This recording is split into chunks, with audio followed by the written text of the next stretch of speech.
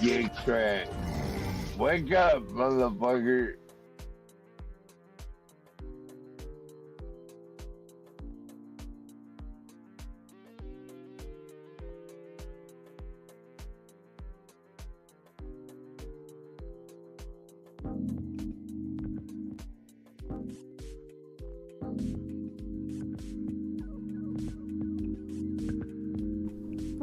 Fall is here and winter is coming, and you need to shop Lowe's Customs. For the ladies, there's stunning designs and colors. For the men, Lowe can make something manly to keep your insecurities in check. But wait, there's more. For you simps, there's a special simp edition, where Lowe will roll around in it, blow smoke from the finest Southern Eastern American marijuana. She'll even rub her pretty feet all over it just for you. So what are you waiting for? Shop Lowe's Customs now, exclusively on the John Galt Urban Landlord channel. Let Lowe help you stay cozy and warm this season. Shop Lowe's Customs today.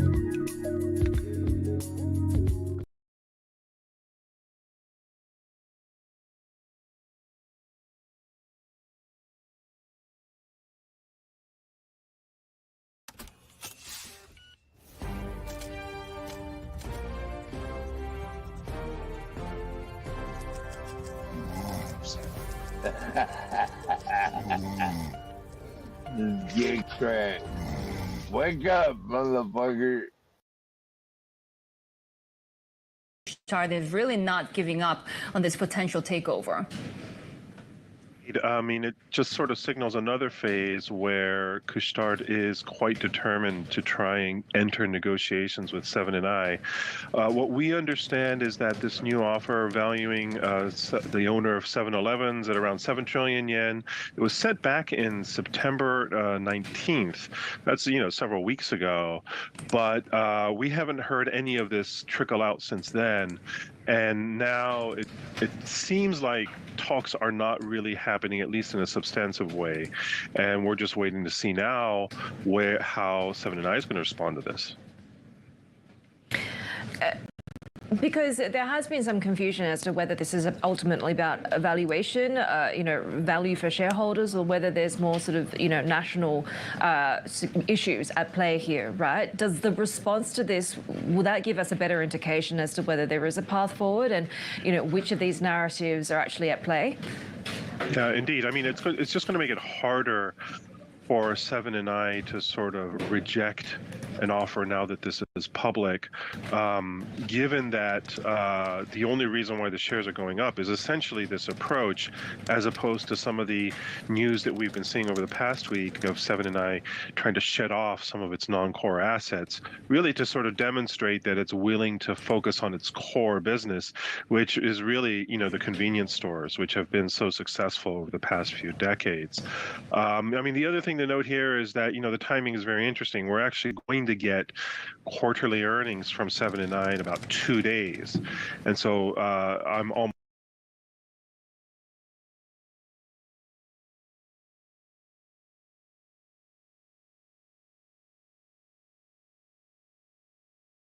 Earnings as well from 7 & I. What can we expect? Yeah, not just earnings, but we're going to get CEO Ryuichi Isaka speaking for the first time publicly since news of this Couche-Tard interest came out in August. And, between then and now, we've seen this sort of long period of news trickling out. We, of course, have the indicated price coming out from Couche-Tard both last month and then, of course, as recently as this week. And then on top of that, we've seen news trickling out about a potential restructuring. So as if that weren't enough, the other thing to watch out for with 7 & I earnings today is the possibility of some sort of downward revision to their outlook. Analysts are already expecting a level below what the company has already forecast.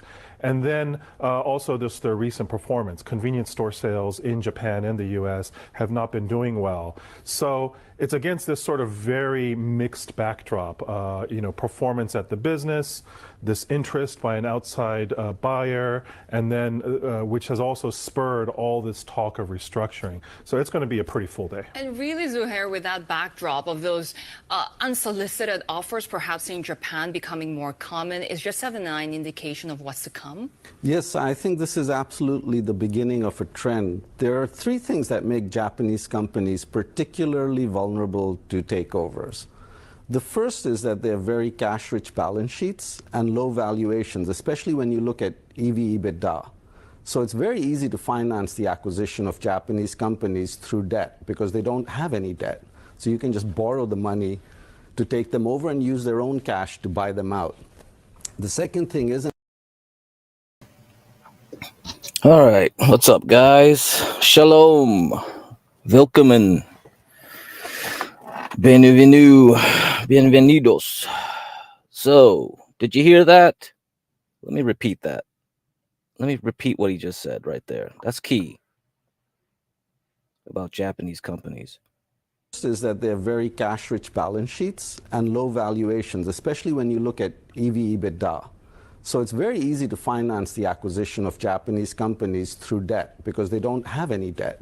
So you can just borrow the money to take them over and use their own cash to buy them out.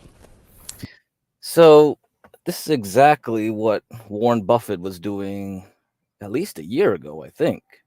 He was already being invested into Japanese companies. So this is what's happening.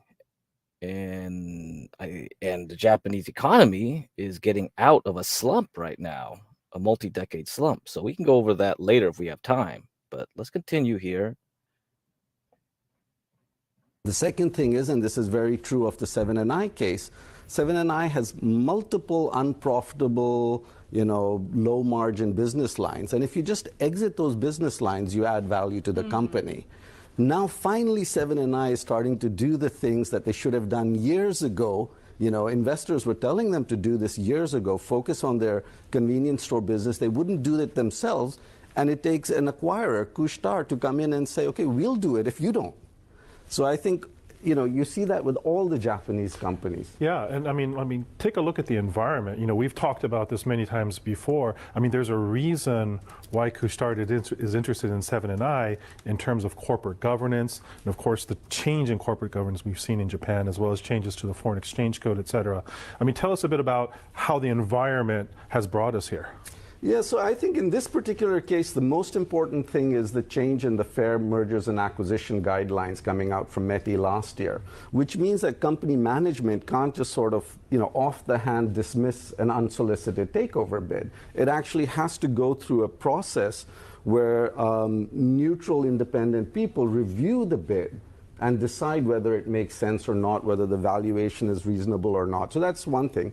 And then before that, there's the overall long-term development of the corporate governance code in Japan, companies having to bring in these outside independent directors who may have a very different view from management, right? And then the final thing is last year, the Tokyo Stock Exchange focused on companies with low price to book multiples. And again, here, 7&I is again an example of that, and then created by its own inefficiencies and poor management of things outside the convenience store business. We're seeing more of these Japanese firms with these low margin, low value companies.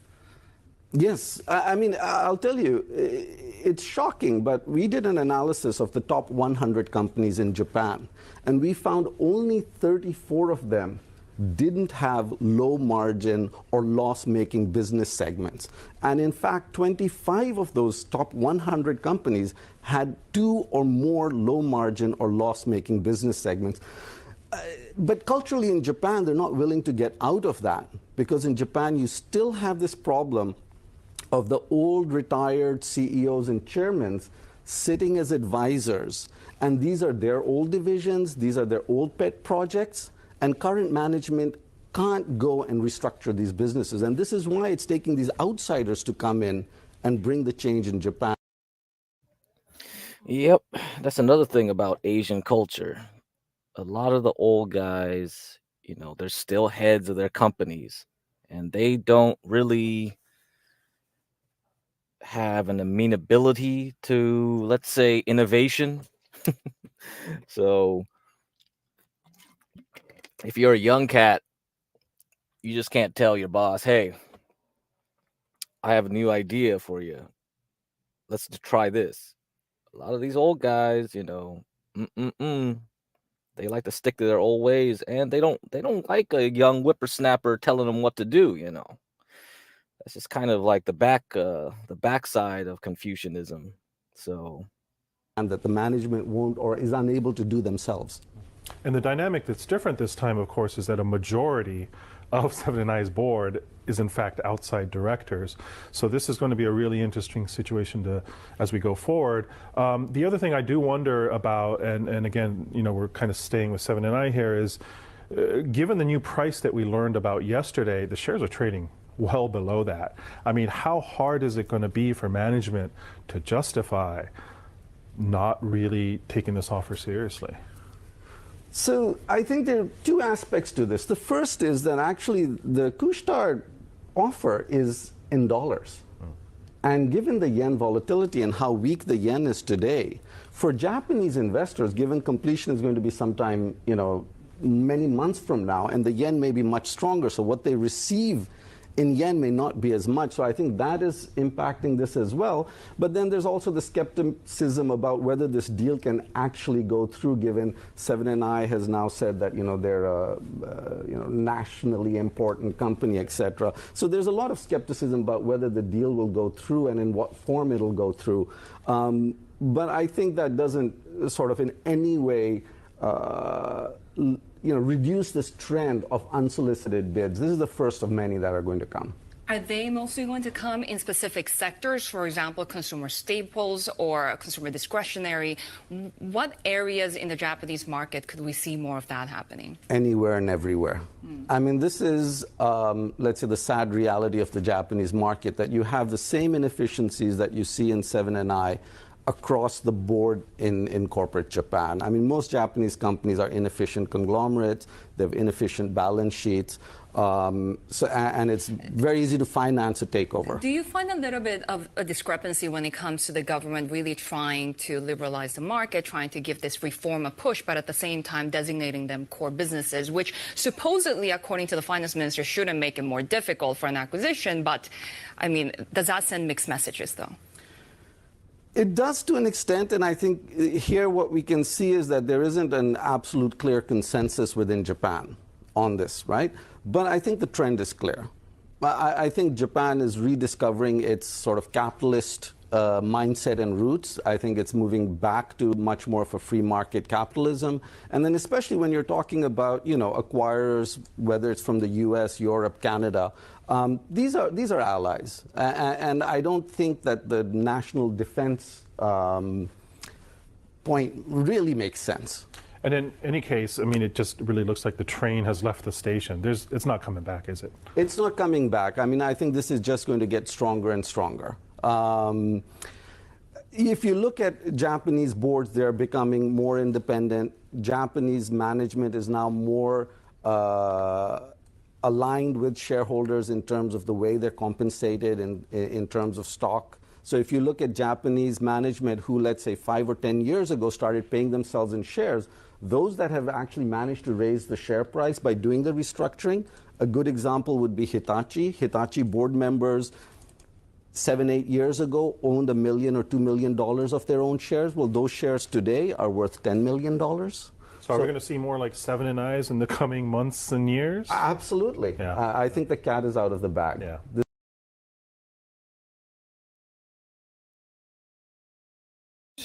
So the cat's out of the bag. Well, I guess we already knew that anyway. Warren Buffett was already ahead of the curve, wasn't he? Okay, let's read what Warren Buffett did. This is going to be one of the most dynamic during the past year. Let's go look at that. Berkshire Hathaway plays the yen carry trade the right way. So this was in August 7th. Okay, so the company helped finance the sizable purchase of stock in a group of Japanese trading companies with yen-denominated borrowings. So if you listen to that video carefully, it's very cheap to get Japanese debt, isn't it? It's very cheap, and you can use that loan from Japan at low interest rates to buy Japanese companies. Just like that Indian dude was telling you on that video. Okay. One of the biggest participants in the so-called yen carry trade is Berkshire Hathaway, which helped finance its sizable purchase of stock in a group of Japanese trading companies with yen-denominated borrowings. The yen carry trade often involved investors borrowing funds in Japanese yen at low rates of 1% or so, and then using those funds to invest in higher yielding currencies, bonds, and equity investments. That trade went awry recently as the yen rallied sharply and stocks worldwide declined.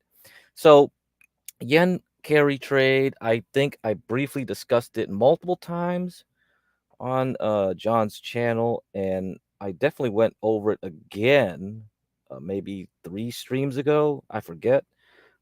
Probably over the weekend. One of those streams I talked about it. I'll definitely discuss it again later in some other stream. We should have one stream just focused on the yen carry trade because a lot of times I keep getting asked questions. It's like, why should I care about the yen?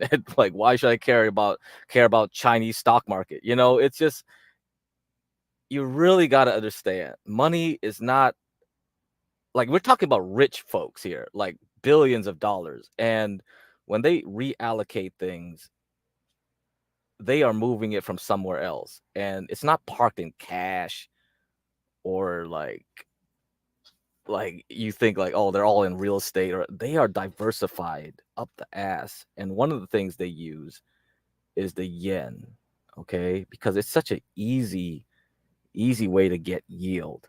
Now, you remember the last time we discussed about risk-free versus something that's has risk on it, an investment, right?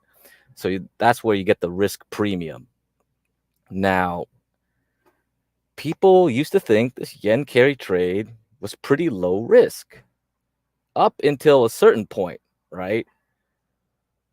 If you remember back in July, we hit a top in the stock market, and all of a sudden it started going down, down, down.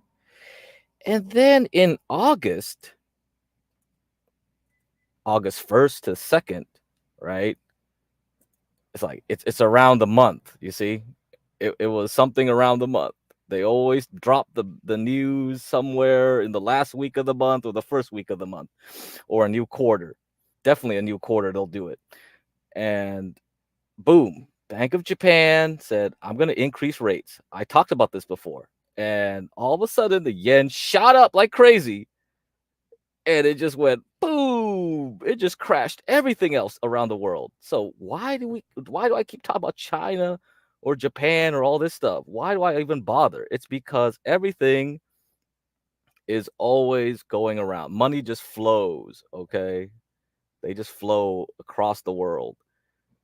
And yet the yen carry trade was one of those things that people thought was riskless. So they had a good portion of their portfolio in bonds, but not only US bonds, Japanese bonds, which gave them a way to borrow money cheaply in cheap yen, right? And then when they convert it to dollars, they get all of it back. It's just like, what the hell? That's just like you're using the FX differential, you're using the yield differential, all that just to make your money. Okay, that's what it is. And I think at some point people were actually using Mexican pesos. So they were going from yen to peso because there's actually a lot more inflation in South American, Central American countries. So Mexico and Brazil, for example, they paid very good yield because those central banks had to keep tamping down on their inflation. Anyway, so I'll continue on here. Berkshire accumulated 5% stakes in 5 Japanese train companies in 2020, since increased to 8% each, that now have a total market value of $20 billion. Berkshire opted to use yen borrowings to hedge its currency risk. That has been a smart move by CEO Warren Buffett, since the yen has fallen about 40% since then. But Berkshire has been stung by the more recent rally in the yen and drop in the Japanese stock market. Berkshire, unlike many leverage traders who borrowed in yen and invested in other financial assets has staying power, since its nearly 10 billion of yen debt extends out as far as 2060 in maturity. So all that stuff that happened recently didn't really hurt Warren Buffett because all his debt is pushed out to 2060. That's like he must have got 50-year bonds. I guess Japan has 50-year bonds. That's pretty damn long. I mean, I know there are Austrian like bonds that go out for 100 years. That's crazy enough. But hey, so there's no rush. He's not in a hurry. But other people that were in that trade that didn't protect themselves, that thought it was riskless, right? That didn't hedge very well, they got screwed over. Once the yen pushed back up, they got margin called and they had to take that money out to cover those calls. And what did they do to get those funds to cover those bets that they made? They probably sold stocks like Nvidia. All those popular stocks that you were interested in got slammed down. Did Nvidia have a bad news day? It didn't need to.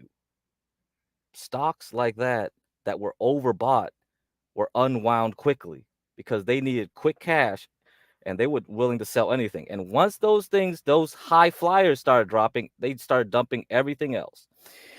Okay, that's enough discussion there. So the reason I brought up 7-Eleven was because of Master Kim.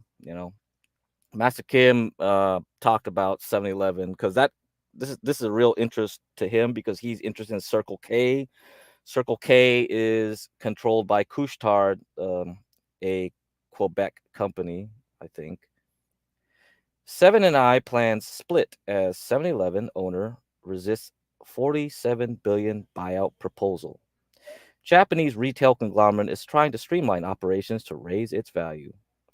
7 & I Holding plans to split its convenience store operations from non-core businesses as the Japanese retail conglomerate faces an unsolicited $47 billion buyout proposal from Alimentation Couche-Tard. The 7-Eleven owner said on Thursday that it would separate 31 subsidiary businesses, including supermarkets, specialty stores, and the Denny's restaurant brand, and put them in a new holding company called York Holdings to bring outside investors and prepare for a potential listing. The company's financial arm, 7 Bank, will also be carved out of the convenience store empire as 7 & I works to streamline its operations and raise its corporate value. The rest of the business, its convenience store empire in Japan, the US, and the rest of the world, has been tentatively renamed 7-Eleven Corporation. The name change will be confirmed after a shareholder meeting in May. The reorganization comes as 7 I tries to prove to investors that it can increase its valuation and fend off the buyout proposal from Canada's Couche-Tard. 7 & I, which operates 85,800 stores globally, has long been under pressure from activist shareholders, including San Francisco's Value Act Capital, to raise its valuation and focus on its convenience store business. Okay, there you go. Let's see. Blah, blah, blah. Yeah, Couche-Tard, which operates the Circle K brand, recently told the Japanese company it was willing to pay 20% more. Oh, man. Yeah, I don't know what Master Kim is really trying to see from this. I think he was asking me how he could like get profit from this merger potential. The problem is the 7 & I company, 7-Eleven, it's a Japanese company. There is no ADR like China does, where they have Japanese corporation put it on the NYSE or the NASDAQ. I mean, there are some Japanese companies, but not a lot. Anyway, let's see. How come Suncoast or Stripes then buy 7-Eleven? I didn't know what that comment is about. Yeah, hello Lolo. I was around yesterday for a little bit, for a couple hours. Yesterday, I forgot what time I came on. Probably 6:00 Eastern, maybe somewhere around there. Then I had to bounce. Anyway, I think that's good enough here. Okay, yeah, that's good enough here. Now let's look at Japan's new prime minister. So this was in October 1st, 2024. So let me put up the links.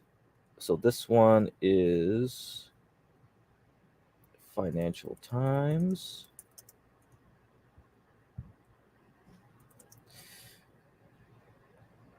So this was the Financial Times article, and then this was the Berkshire Hathaway. So Warren Buffett article there. You can read that again if you want. All right, it's 12 o'clock my time, so 3 o'clock Eastern.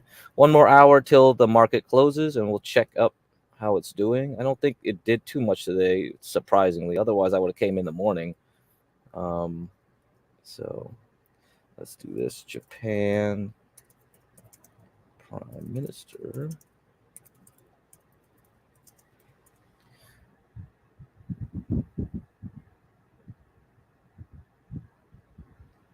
Yeah, I don't know. I don't know too much about that, Chris. You should definitely talk to Master Kim if he ever shows up on one of those panels. He probably knows more about the retail side of things. I really don't know the ground level. Yeah.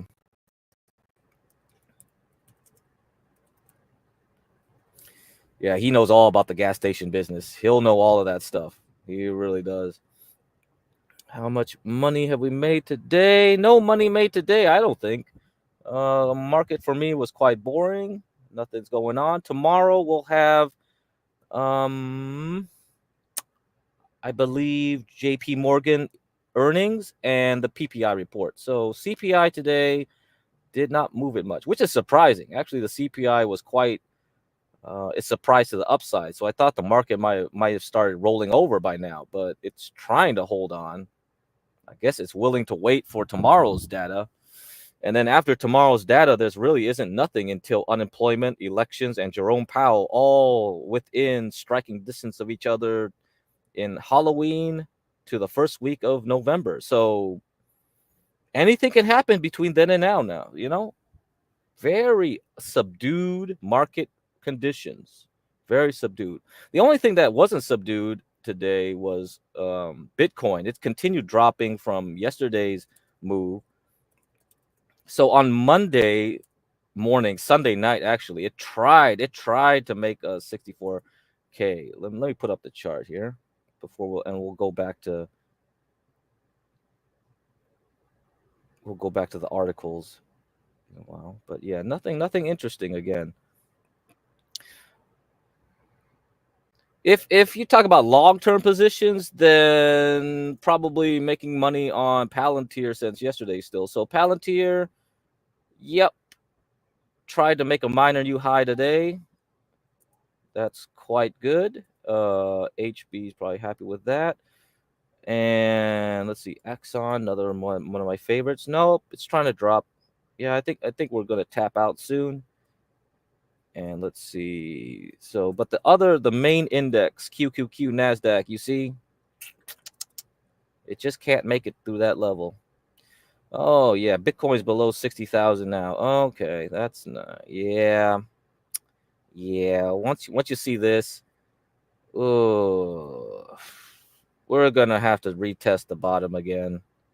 So the Bitcoin's been a long-term range. It's going to need more work. Probably tap it out here. Now, if there is some market reaction next week into Halloween, we might actually break this blue area, this blue range, which was set by the highs in 2021 through 2022-ish. Yeah, I didn't think it didn't make it to 2022. It ended in November 2021. So that's about it there. And then we'll see how long this range is. If this range keeps continuing quite long, then I'll have to readjust my forecast of how high Bitcoin will go. Let's see, gold. Gold's trying. I do see some weakness in gold actually right here. Okay. Oh man, I thought it was a rumor, man. Come on. He's really gonna go work in the Treasury Department? Oh shit. Like we'll see it when we get there. That'll be interesting. That'll be very interesting. I mean, you're gonna see a lot of weird fiscal shenanigans at that point because you know you're gonna see more libertarian type leanings. Let's see. Let's see. Very interesting. We got silver here. Silver still stuck. Yeah, and copper. Copper. Yeah, copper's still stuck. So after the initial pump from the China stimulus, yeah, we pulled back. So we still haven't reached the high of May 2024 of £5, $5 per pound. So we're still between 4.4 and 4.7. So I guess about an average of $4.5 a pound.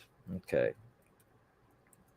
Oh, another thing I'll probably talk about later if I got time is lithium. So definitely looking at lithium miners, something that's and PLL is really a trader's dream, I guess. If you're a trader, yeah, you would have loved this one. This lithium miner, which has Elon Musk, all kinds of news with Ghana, all kinds of weird stuff about it. Yeah, I've talked about it plenty of times already, but I'll mention it again. So it could drop. Here's your chance. Try to get it. Maybe try to get it if it gets a good price. Chinese stocks right now still waffling once it dropped here. It's trying to make a range. I think it will try to zigzag for a while, but it doesn't mean it's ready to go up. I think we might go sideways up until election. If Trump wins, then yeah, expect another drop back down. And if that's the case, might be worth a buy if it gets cheap enough. Otherwise, yeah, I'm going to hold my short on Chinese stocks. Okay, let's get back to the article.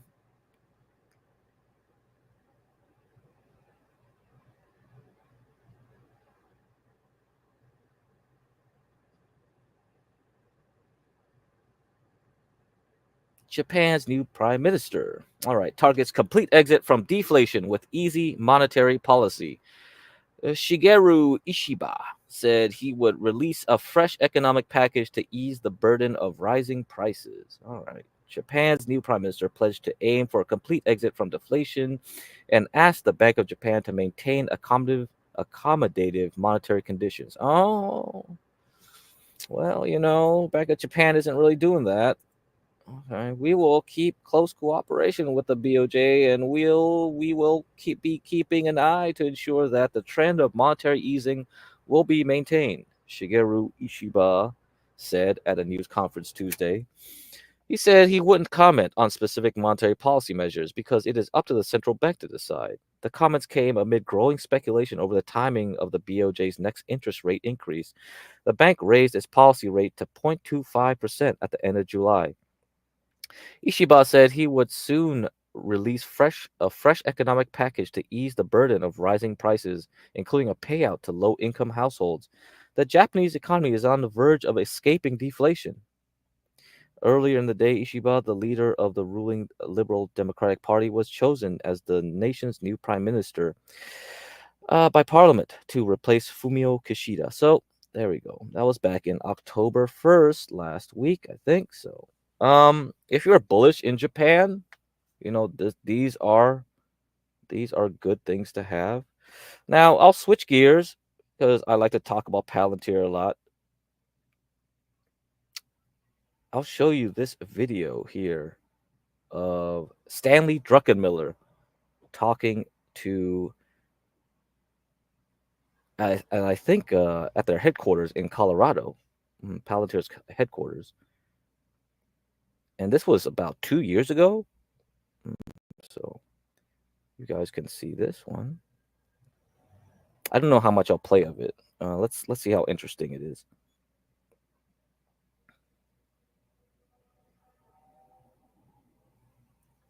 They're very obedient. It's like we have all these new people. That's why they're so quiet. Yeah. I was here 10 years ago. This looks bigger. Yeah. Yeah. Are you guys filming? Yeah. So, well, Stan's going to ask the question, but I should say from the outset, Stan has been, I think, was one of our earliest investors. Came here 10 years ago at our old office and gave a talk. Isn't one of the leading investors in the world, but on top of being a leading investor in the world, has been a great person to talk to about lots of things, including how our business is running, how it should run, and general, obviously, macro and micro conditions in the world. I believe you've been a friend to the company and to me personally, and delighted to have you here, both kind of on a 10-year anniversary of your last talk and also a day after 9/11, which played a very large role in why we built Palantir. And so thank you for coming. Thanks, Alex.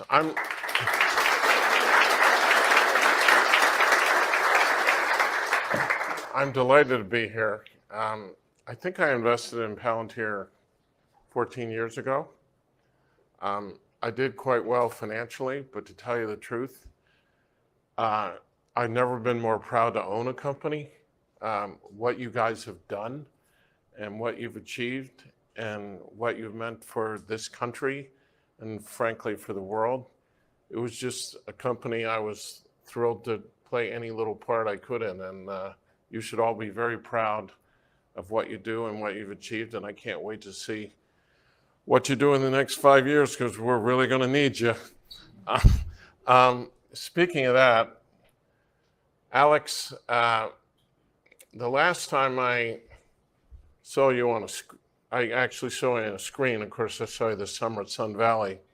But in the fall of 21, Alex was being interviewed by my partner, Kevin Warsh, at a Lion Tree conference. And it was the fall of 21. And Dr. Karp gave a talk that he doesn't know it. When he went off the screen, the whole audience was horrified because they could not believe the darkness with which you projected that was encompassing us in the world and autocratic states and what their behavior might be. Now, I don't know whether you had Putin's cell phone number and you knew he was going to invade in 4 years, but between that and what's been going on with the United States and China, I think who knew that probably the best US-China relations we'd see for the next 25 years were under Trump. Because what was a Cold War, I think seems to be turning into a hot war. But anyway, you were so prescient at the time, Alex, I thought, could you give me an update on just the state of the world? And is it as scary as it looks, or am I missing something? Yeah, well, the backdrop for this was Stan called me and was like, hey, I'm involved in a lot of organizations. I'd like you to speak to, the investment committee and the board there about your general views of the world. And I'm always a little bit reticent to go into public. I can kind of be myself mostly at Palantir, and we've delivered a lot of value for clients and partners, so it kind of pretty okay with me being me. But this was a group of people who have normal jobs and are doing very important things, and I asked you before the call, it's like, well, what dosage can I give them? Can the dosage be, and he's like, no, this day I was like, oh, no, they can take the full dosage. So I gave them 50%. So, and they still went in a state of shock. Yeah, the mic dropped somewhere around, there's going to be wars and inflation and disjunction and, now, it's part of it. I think there's a discount, honestly, on this because our products are built for a world of disunity, disharmony. This whole concept of having vertical and horizontal integration exactly is built for a world where legitimacy declines and you have micro legitimacies, and you have your supply chain isn't going to be your supply chain anymore, because one day you're going to have it in this country and the next day I'm in another country. You're going to have to approve. So I felt like I could give them a higher dosage because they would discount it, because it looked like, well, that's the world where Palantir would do well. And in fact, we did build a company, are building a company for a world of disunity. Personally, where I've been very focused on declining legitimacy of Western institutions and why it happens, and believing that the fact that, in my view, and there's all these micro facts, like why is a Palantir resume so important? Well, the reason why it's so important to be at Palantir is because the educational institutions we have now don't provide the same level of legitimacy they did when we went to school. And there's things that, like micro decisions, but basically that the decision making, right or wrong, you and I probably agree it's often wrong, but even if it was right, it's not viewed as strengthening legitimacy in the West. And then the way I've spent a lot of my time abroad, and then it's misinterpreted perhaps, or correctly interpreted as bad decision making. So I believe the world is, we are, the fact that we have vertical and horizontal integration in our products is ideally positioned, because tomorrow is going to be worse than today. And I think it's going to be worse than today for pretty ephemeral reasons, but it's just, you have an inability for these cultures, West, non-West, to interact effectively. I think there'll be an acceleration of conflict with China. We've played and play a large role in Eastern Europe, but the vicissitudes of the inability to get countries to actually get to dialogue, misinterpretations of resolve, technical competence, and then and not an ability to unify internally. Now, all this, and so I think there's just going to be a rapid acceleration. And one of the things that I think when we talked about this before, it was jarring and shocking to people. I think now we're in a situation where no one wants to talk about how bad it could get, because people are more realistic that it could get that bad. One of the gentlemen I respect the most with regard to Russia and Ukraine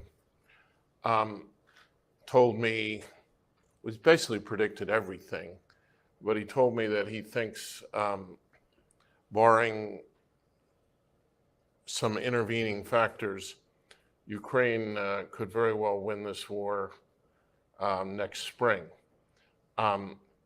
Let me ask you this. Does that present a scarier world? If that is going to be correct in Putin's mind, does the collapse of Russia present a scarier world even than we have right now? Well, first of all, in other words, how is Putin going to let that happen and get out of the situation alive? And if he's not going to get out of it, what's he going to do? Well, one of the things that we struggle with in America and in the West is we struggle with zero-sum thinking. So if you look towards China and Russia, it's very hard for us to understand what the decision-making would be, because we basically don't do zero-sum decisions, especially elite institutions. And in Russia and China, you have very zero-sum thinking. If you lose a war in Russia, you will lose your life. You will not be the leader of the country after you've lost. Whereas, if you go to elite schools and fail, you get your next job. and a raise. And a raise. So it's not part of how we see the world. No, if we want to avoid very dangerous situations, we have to have a way to both. I like and clauses instead of or. So it's like we should fight to win and we should engage in dialogue, not or. And the fighting to win part is obviously their heroism, software, and light hardware. And then what does it mean to win? What does it mean for the world? What does it mean for I personally am not an interventionist, so I want to win, but I don't really want to change Russia into a different society. I just want to be clear that if you cross borders and cross norms, that there will be pushback. There you have the problem of who's going to conduct the dialogue on the American side. There's a lot of tricky questions. But it's like, unfortunately, you usually have two factions, those that don't want to fight to win and those that want dialogue. And I think you need both. Now, Xi Jinping decided he was going to be Putin's BFF like 2 weeks before Putin made what looks like a fatal error.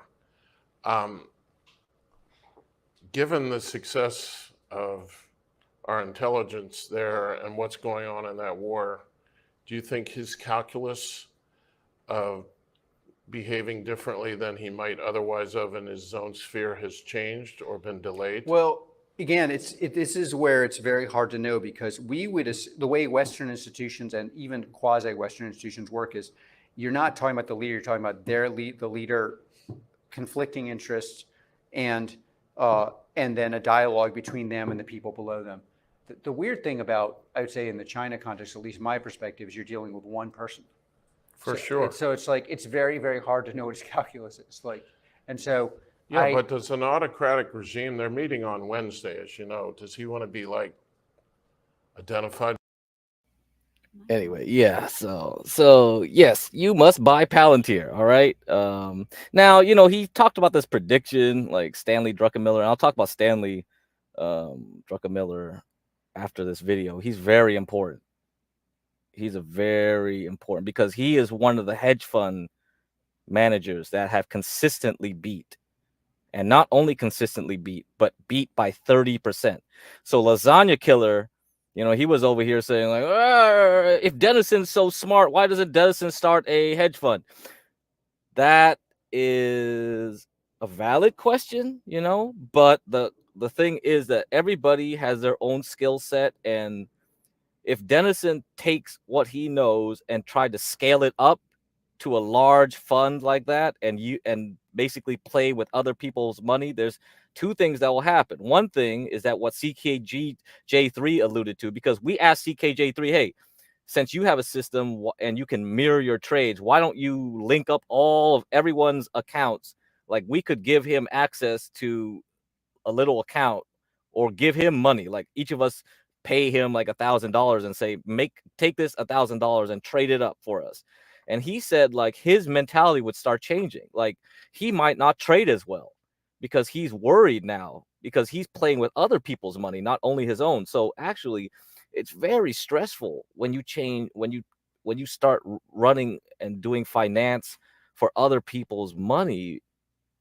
Your mentality, you might not trade as good, because psychology has traded.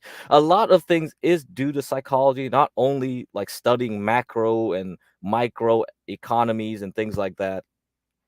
It's a stressful gig, and you'll see when I read the article, the Wikipedia article, which gives a good summary overall of Stanley Druckenmiller. But now I'll fast forward to this part of the presentation here. Our greatest assets of institutions in the West that may not be working efficiently. But I think it's really good if you're in the business of actually doing deep substantive transformation, and you're not in the business of getting people to buy things that are really not that worthwhile. You sort of just answered my next question. One of the cardinal rules I learned early on in venture capital is look where the kids are going. And I think I bought your stock in, I think it was 08, maybe it was 09. But I checked, and you guys were a magnet for talent. And then things went up and down some. And Alex, whenever I would talk to you, when you looked like the most enthusiastic and happy is when I asked you about the culture at Palantir, and you started talking about Palantirians. And you just gave me about 70% of it, but has that hiring cycle, there's no way it could have sustained what it was back then. You were the company for the kids coming out of Stanford and MIT and Brown and those places. Has it cycled back up? Is it easier to hire people?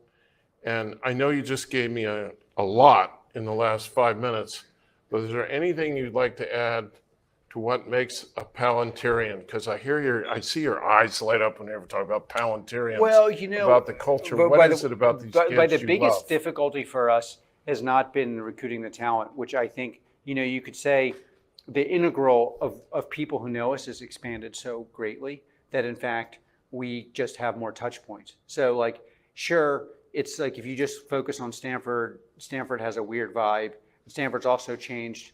You could see fluctuations, but in fact, if you look at the integral of talent, and then there's variations, there, as there always been geographic variations and who joins and under what conditions. I'd say the biggest issue for us has just been not being together during COVID. And so one of the reasons I even wanted to do this is like, okay, we do event, people will show up, like make sure everyone. So you brought a 69-year-old dinosaur in to interview you? Well, you know, it's 12-year-olds don't get into that, you know. Yeah, well, you know, there's a, but but. All right, I don't know what that joke was about. You guys can infer that, but anyway, you heard that, right? It's like Palantir was the hot company for a lot of the slick software guys to go into, and yeah, Stanley was, I think, not Stanley Druckenmiller, Stanley Cross, like our Stanley, was telling us like, hey, you know, he wants his son to go work for them now too, because I know this is probably the first stock I pumped on this channel was like talking about Palantir, and the reason why was it's one of my core long-term holdings. It's one of the companies that I think could really go far. It's at a high valuation right now. You know, one person on the chat was saying, Palantir is a meme stock. Well, bruh, it just got added to the S&P 500. That's definitely not meme stock quality. You know, you can't be a meme stock and join the S&P 500. They don't pick losers here.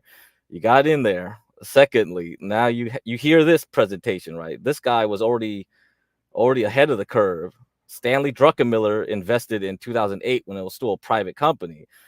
So let's get into Stanley Druckenmiller's credentials.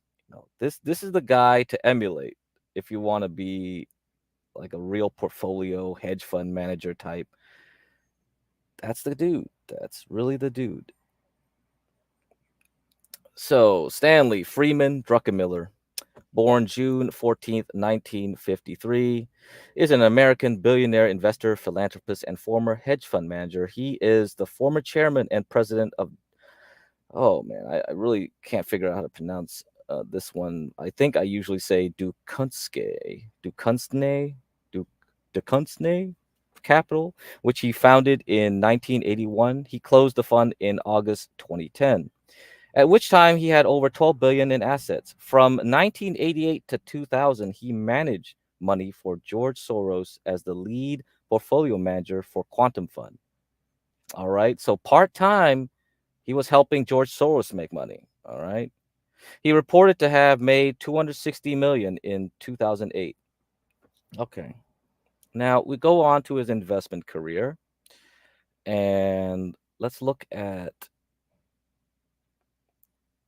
this part here.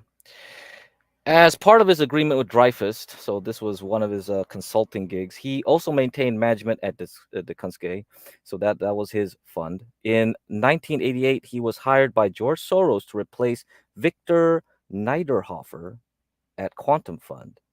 He and Soros famously broke the Bank of England when they shorted British pound sterling in 1992, reputedly making more than 1 billion in profits in an event known as Black Wednesday. They calculated that the Bank of England did not have enough foreign currency reserves with which to buy enough sterling to prop up the currency, and that raising interest rates would be politically unsustainable. He left Soros in 2000 after taking large losses in technology stocks. See? So even the most successful people will have their bad days. Now, what's funny is that this Black Wednesday event, you know, it kind of happened again. This is why the Prime Minister Theresa May got kicked out. So she was only Prime Minister for what, 3 months? She tried to be a fiscal conservative. The bond market, the gilt market, basically. So the UK bond market is called the gilts.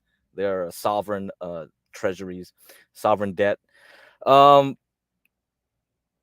It just blew up. I think, yeah, it suddenly like the whole bond market just said, no way, no, we do not like your policies. And everyone started selling those bonds. And that was when she was forced out. Now, could that happen to the US? The US is much larger. The US Treasury is well backed. Could political fiscal policy by the president do something similar? I'm not sure. Now, because I got that question of back here, Chris was asking what happens if Musk becomes appointed to the Treasury Department. Well, Musk isn't really a stable type of dude. If you put him in there and he starts doing some crazy shit, could something happen in America? I don't know. The treasury market for the US is much larger. However, we do know that Saudi Arabia, Japan, and China have all started selling their treasuries for several years now. So they've been trying to decouple themselves a little bit from US debt, denominated debt. China has been and Russia have been buying gold. I'm not sure what Japan has been doing with it. Maybe they've been buying other currencies. But in any case, yeah, that's something to think about. Really something to think about as an example. Anyway, that was an aside. Let's go here. Since then, he has concentrated full-time on the Kuskne capital. He is profiled in the book The New Market Wizards by Jack D. Schwager. According to Bloomberg News, on August 18th, 2010, Druckenmiller announced the closing of his hedge fund, telling investors he had been worn down by the stress of trying to maintain one of the best trading records in the industry while managing an enormous amount of capital. So, like I said, it's easy to trade for yourself. You could make good money for yourself. You might be able to consistently beat the S&P 500 or a 60-40 portfolio. I mentioned the 60-40 last time we've met 2 days ago. So it's not easy. It's really a mental game. If your mindset is not there when you're dealing with other people's money, then forget it. Just don't bother doing a hedge fund. Just do everything. You should do everything personally, and that's what I recommend. I would not presume to tell people what to do. Everyone has their own situations, risk tolerances, and things like that. And what I think I want to do or try to do with this later on in November is once we tighten up this show, it's like every week I show you a conservative portfolio with ETFs, how I would do it, a more risky based portfolio, and a more trader like portfolio with more swings, and even potentially where I recommend day trades for different stocks where I'll automate it, give you suggestions and see how they work, and we can fine tune these things over time as we get better at it, because it's all about having a process. And that's really what you got to have. Once you have that process down, you start eliminating emotions and psychology that you put into something. It doesn't matter what I believe is going to happen. It doesn't matter what you believe. It's what's the market going to do. And you're trying to tease out more of what the market move will be, is because the market is moved not by us individuals, but by big institutional investors and what they feel the money is moving. And then for short periods of time, moved by dumb retail investors where they panic sell or they panic buy and cause like bubbles to appear or massive crashes to appear in certain places. And these dislocations you want to leverage and try to like get in on. So hopefully we could do that. I don't know. It's hard. It's not going to be easy. So anyway. Oh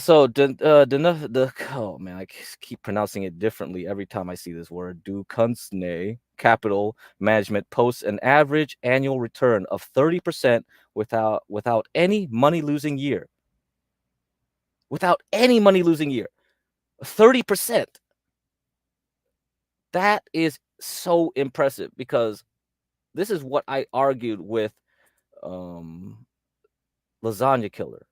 Like I have it set to be clipped by Portia, so she can clip out all those portions. It's like not only is it so hard to get this kind of result with a hedge fund consistently, but over like time like this. He's been in the business since the 80s, right? All the way up until 2010. It's just like phenomenal. And you'll see on average most hedge funds can't even beat the S&P 500. Like probably nearly all of them. Because if you do it over like many decades, you won't. Maybe you'll hit a stride where for 5 years to 10 years, something you'll hit a hedge fund that will consistently outperform the S&P, or maybe you'll get lucky and you'll get to a hedge fund where there's a certain period of time, like when we had the 2007 2008 crash. So those 3 years up to 2009 you would outperform. But after that, once the S&P 500 got back on its legs, it's like you're underperforming, so it's not even worth it, because you're paying a fee to these companies for that performance. So even if they underperform, you still have to pay the fee. So it's like, oh my God, you as a small investor, you can't afford their services anyway. It's just ridiculous. We don't have millions and billions. I think you probably need minimum $1 billion to even go like be a customer for Stanley Druckenmiller. You know, his funds were down for about 5% when he announced his retirement. So I guess he probably in 2010. He just said like, oh man, I can't hit that 30% mark this time. I'm stressing out. I got to quit. However, they had since erased the losses and closed with a small gain. So by the end of it, by the time he finally closed, like he did get a little gain, you know, but yeah, this was when the Federal Reserve did the super bazooka. They started doing further financial easing, you know. That was when the market started turning, right at that time. So he probably quit at the wrong time. It was probably such a difficult market for him to perform in, like right at 2010. Like, so 2007, 2008, we started turning. 2009, the crash. 2010, we started returning back up, you know. Yeah, maybe if he held on longer and kept it going, he probably, but you know, that's probably maybe was a good time to quit anyway, because at that point you just follow the S&P 500. Because the S&P 500 from that point on, because I started working towards the end, probably in 2010, 2011 timeframe, because I was in school for a very long time. I stayed in school for quite a while. So when I started working, every stock was going up. So any company you were in, like you get the shares, it would go up. It didn't really matter. Unless you were really working in some really crap company, you were always going to make money in the tech field anyway. So tech companies at that point was starting, and 2013 was when they really ran up. Okay, according to the Wall Street Journal, on August 18, 2010, Druckenmiller told clients that he's returning their money and ending his firm's 30-year run, citing the high emotional toll of not performing up to his own expectations. Yeah, you know, perfectionists are like that. He indicated it was not easy to make big profits while handling very large sums of money. His biggest investment are Microsoft, Amazon in 2020. Yeah. So this is how it goes. This is how it goes. The investment philosophy. Druckenmiller is a top-down investor who adopts a similar trading style as George Soros by holding a group of stocks long, a group of stocks short, and uses leverage to trade futures and currencies. All right. So let's look at what Druckenmiller is holding now. Let me see if I can find it.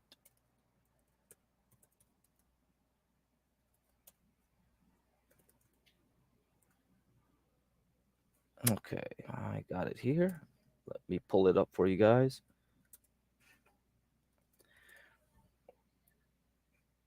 Let me put this in the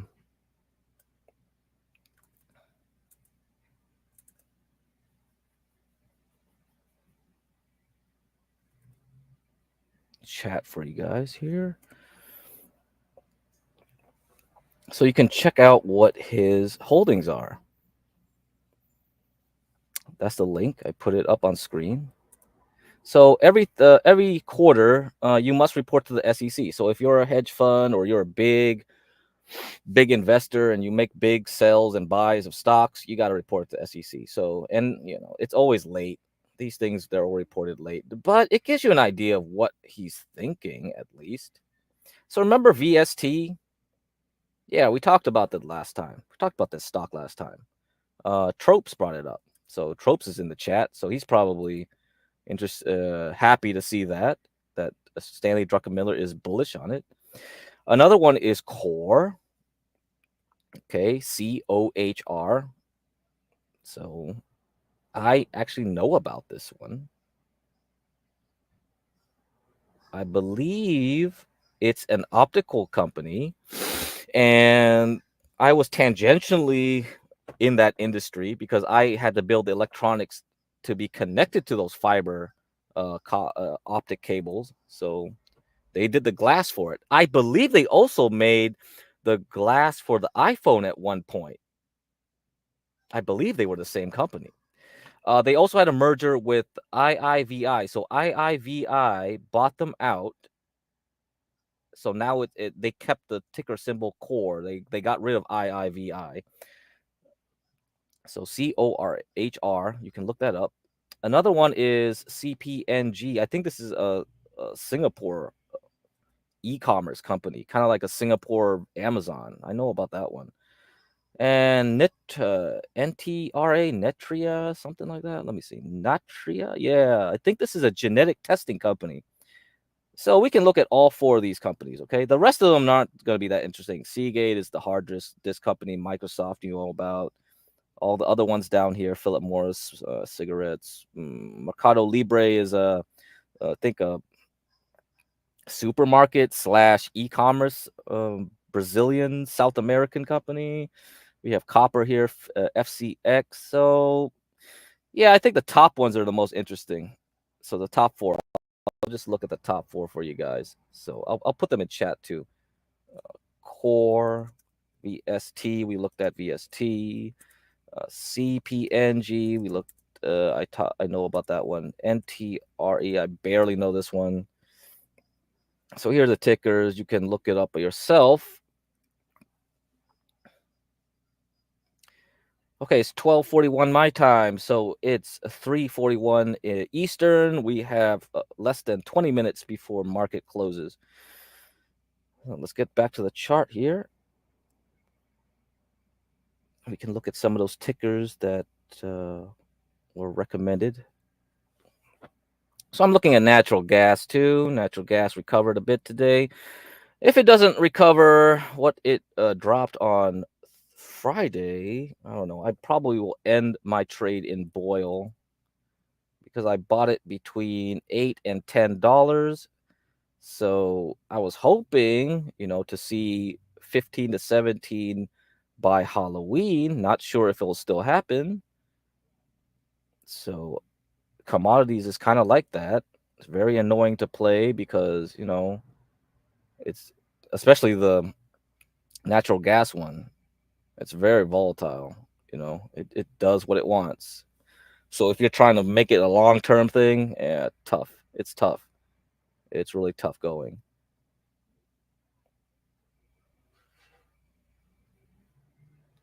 And I'll mention this. This chart's a ratio between crude oil and natural gas prices. So natural gas is around $2.5 to $3 a million BTU, British thermal units, right now. The crude oil is between 70, 71, and 80. Okay. And it briefly, we've touched $66 per barrel a few times. But the ratio is supposed to stay 24 to 10. Okay. 24 to 10 here. These two lines here. So crude oil to natural gas should be within this band, the ratio of those two numbers. So let's say we got about 70, right? So we do 70 divided by 2.5. Let's put it that way. So that's 28. So That's correct. We're here at 28. So either we're going to have to increase that natural gas price to like maybe 5, right? Then we could be around here, 15, right? So if it was $70 a barrel still, if we had $5 a million BTUs, then we'll be actually down here, back to normal. So for quite a while, since February, let me look at this. Yeah, January. Yeah, January 2023, we've been abnormal. We've been away from this ratio. And most of it's due to the fact that natural gas is unusually cheap. Okay. It used to be unusually expensive when we had the war with Ukraine heating up. So during that time, you could see like, yeah, I gotta clean up this chart. It's way too noisy here. Now, yeah, this is way too noisy.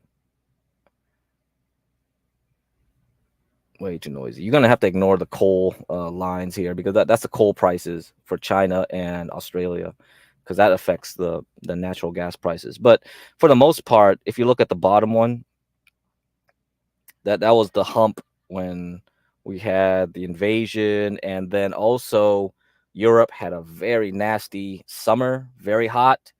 So then the worldwide energy costs started going up. So that's why natural gas was following it up there. But ever since, we had a mild winter. So we had a mild winter for Europe and the United States. Then after that, it just collapsed completely. And then China, you see the Chinese coal prices. Once the coal prices started dropping, there's no competition. Unless coal gets really expensive, nobody's going to switch to natural gas. Now you see here with the Chinese stimulus, China's coal prices starting to go up. Australia is still at the bottom because Australia has been fighting the Chinese for a bit. The Australian government has been quite anti-Chinese, following us. Essentially, I think we are telling them to do this because, for all intents and purposes, Australia is just the U.S.'s lapdog right now, and whatever the Washington says, Australia is going to have to follow. So I don't know. I think structurally, with coal going up here, and if oil stabilizes at least at $80 a barrel, then I would assume that structurally to next year, crude can get back to up to $5. I mean, not crude, natural gas can get up to $5 per million BTUs. If that's the case, then yes, oil would be a good play. But the problem is that we're hitting a seasonal pattern here. Usually your natural gas will rise up towards summer, and then during summer it will drop because you're starting to use up all your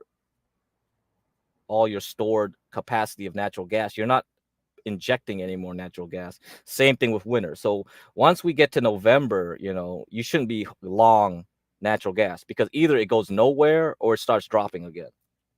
That's just how it is. So if we can't make it to $5 a barrel, I mean, not barrel, I keep saying barrel, million BTUs. So if we can't break away from this 3 area, actually you can see it clearer here. There's too many lines on this chart. Here, this chart here, right? You see this gaps here, you see this, and then this last box here. Yeah, this is more clear. See this area? So this area since January, February 2023, we made this.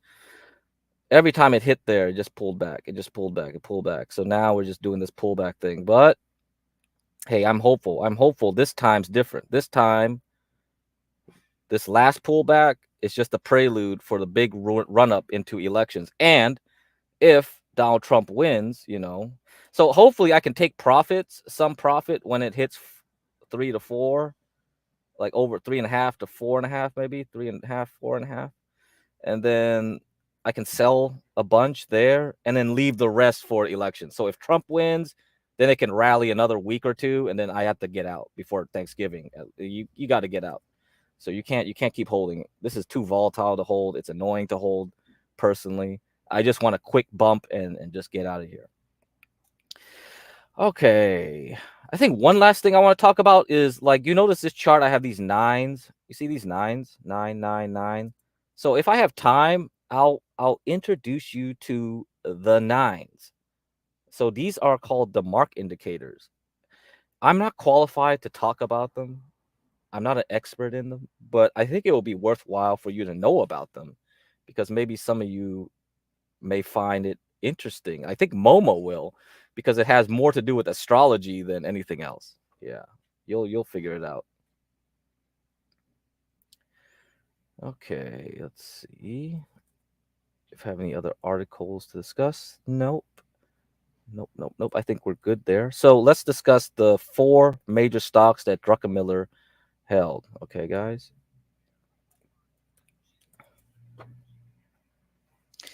So Coherent Corporation, COHR, that was one he held. Yes. This chart is looking good. It is definitely looking good here. Yeah, I like that. Okay, let's go to this one. Let me look it on this chart. So let's have a fresh, clean chart, no lines on it. Yeah. It looks nice. The only problem with this is it's very cyclical industry. That means it goes up and down in cycles, and you could end up buying at the wrong time. So it's not a smooth ride up like a software company. You know, it's kind of like a memory company like MU. It's very cyclical in its nature. Yeah, you see, it's very choppy. You see, yeah. So depending on when you bought it, it's okay for a long term. But if you buy at the wrong time, oh, you're gonna. If like, let's say you bought it here, 2021, right, January, like, yeah, you would have suffered for a long time, because I think in 2022, at least late 2022, the stock market was already going back up. Let me see if that's true.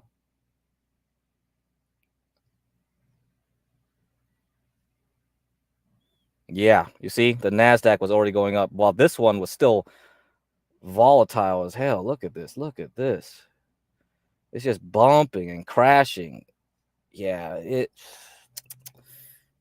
this is a little painful. This is where you really need to figure out. I need to figure this out, because we discussed about risk premia last time.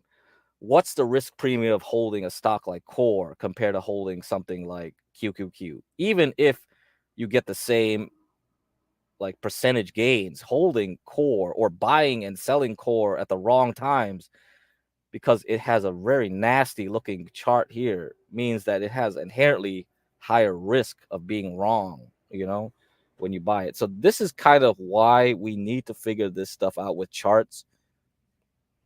You just cannot assume and just jump in and buy a stock, because I keep hearing it's sort of like uranium with All Seeing Guy. Like, he just bought it at the top. I think I was selling at that time. You see this?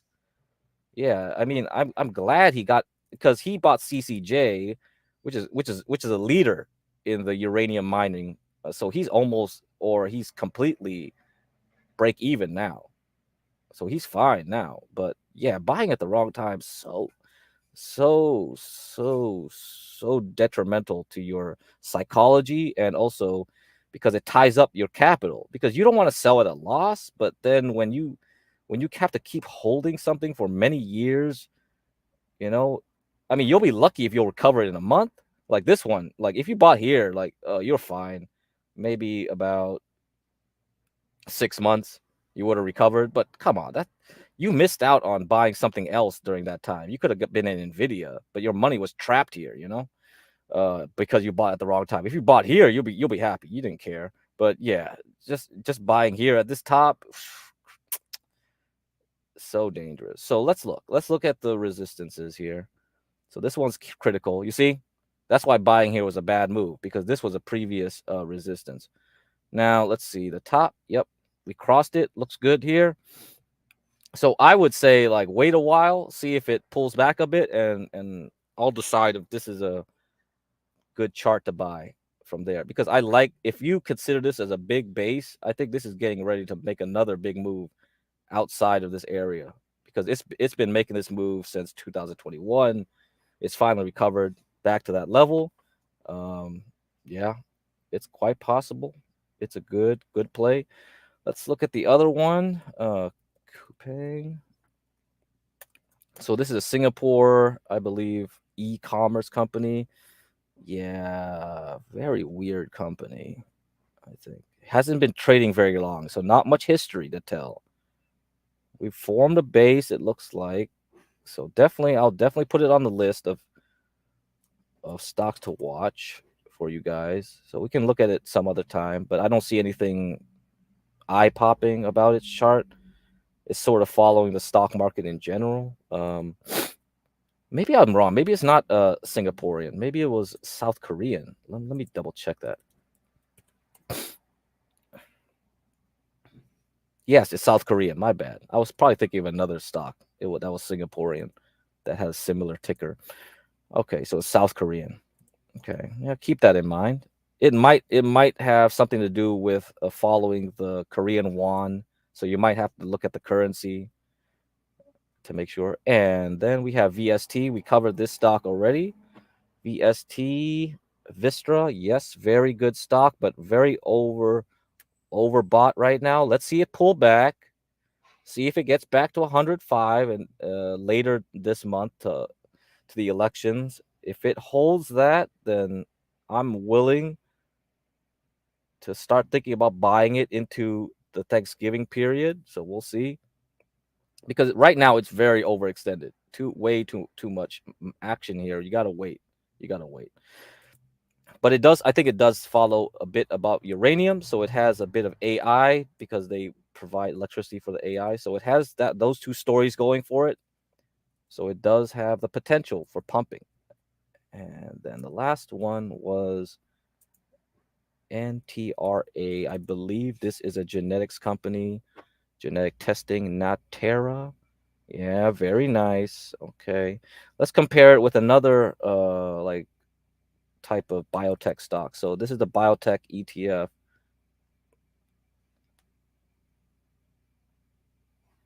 Yep, definitely does not follow it. That's a good sign. What's another one? Another ETF, DNA genome. I think genome, yeah. Let's look at that.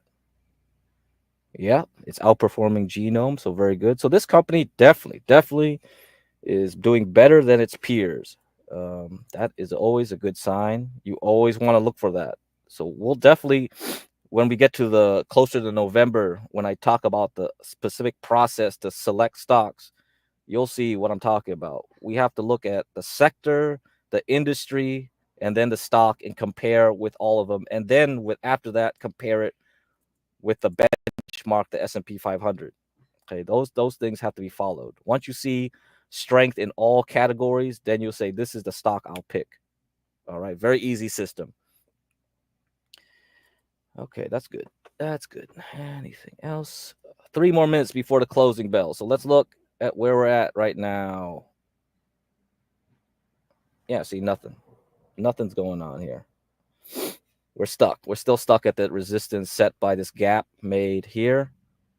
So the NASDAQ, QQQ ETF still can't make it above 943.5.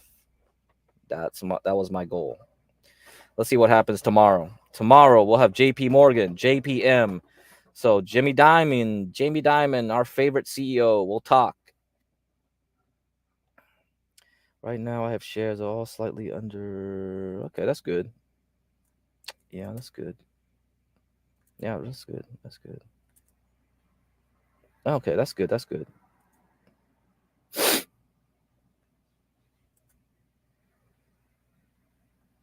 Yep, very nice. And you should buy more when it pulls back.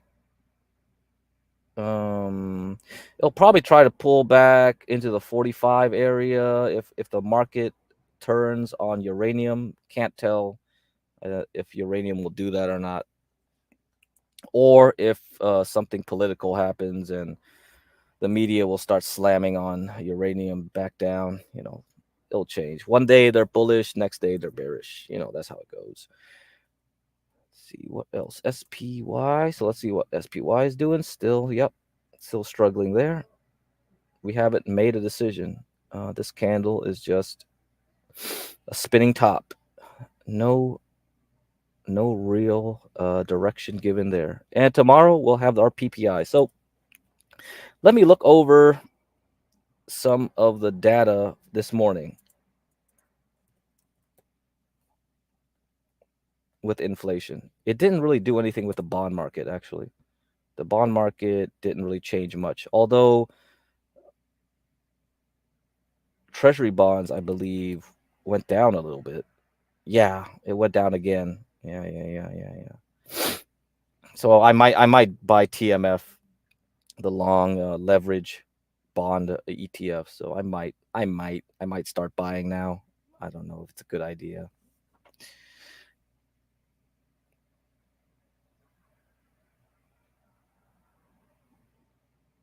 Okay, so let's look at our calendar. So FOMC minutes yesterday did nothing. That's why I thought nothing burger. And then we had our core inflation. It was 0.1% higher than the consensus. So it came in at 0.3 month over month versus the 0.2 it was supposed to have. Then we have the year over year, 3.3 versus 3.2 consensus, 3.1 forecast. So, yep, it was higher as well.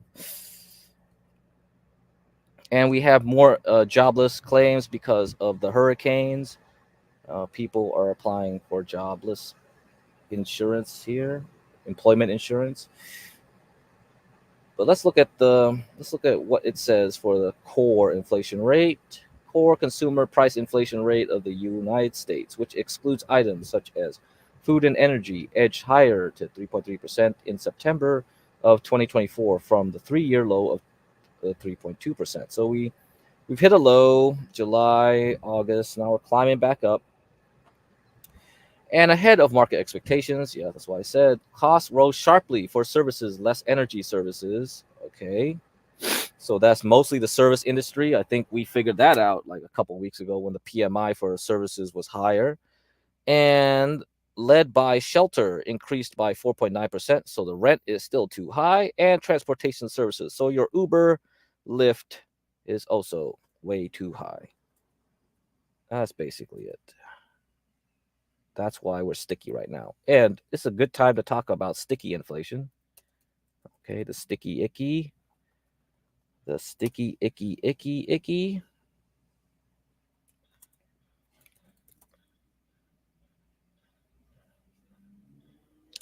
.0% is the latest in the sticky inflation. Okay, hopefully my internet does not crap out or StreamYards destroys my computer. Very good. All right, let's see all the 12-month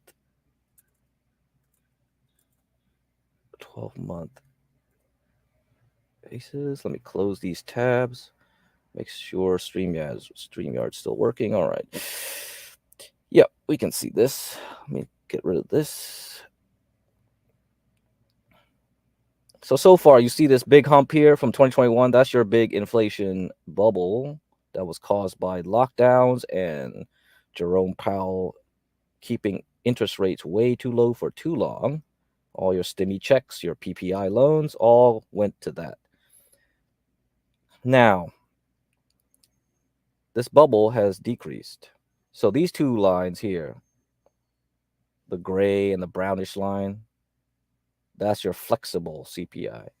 So that's like the stuff that is easily changed, like gasoline and food. They can move up and down very quickly, right? But the sticky CPI here, this orange line, is holding steady. This is what is preventing you from seeing any other changes, in your life. So even though, yes, food and energy vacillates a lot more than other things, you can see they're staying high, and that is translating over to, actually, if you went, like, go to O'Reilly's or something, or AutoZone, go get some parts for your car right now. Go check the prices on it. I bet if you check every month, parts for your car are going to stay high, and they might actually be climbing again. Especially if China is like doing this inflation stimulus thing. So this is very inflationary what they're doing. You know, that reminds me, I should look at O'Reilly and AutoZone stocks because I think they've done very well. AutoZone, yeah, AutoZone, yeah, AutoZone has a stock, right? I believe it does. Yeah, AZO. Yeah, not too bad, not great though. AutoZone and O'Reilly. Yeah, okay. Yeah, O'Reilly does a little better. All right, O'Reilly. Okay. But in any case, like, yeah, so we're still holding on here to this 4.0 area for sticky, and I think it's going to stay there for quite a while. Now that the Fed is decreasing their rates a bit, we'll see how fast they'll do it, and we'll see where they hold it at a neutral rate. But yeah, you're gonna see persistent inflation for certain items and certain services, and that's gonna be a big problem.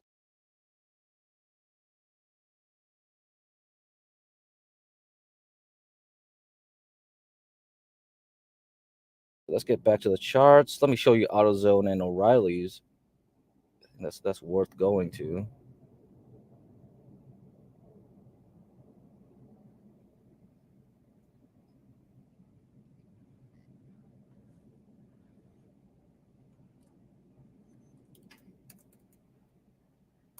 AutoZone. See, not a bad trend here, but since 2024, it's kind of steady sideways, but not bad, not bad. If you bought it in COVID or at the very bottom, $700 in March 2020, it's now at $3,000 a share. Not bad with AutoZone. I think O'Reilly's better. O'Reilly, let's see if it is better. Oh, not bad. 200 to 1,171. So that's where your inflation is going. So I keep telling you guys, if you see inflation in any parts of your life, you probably should buy those stocks. What is it? What did I say?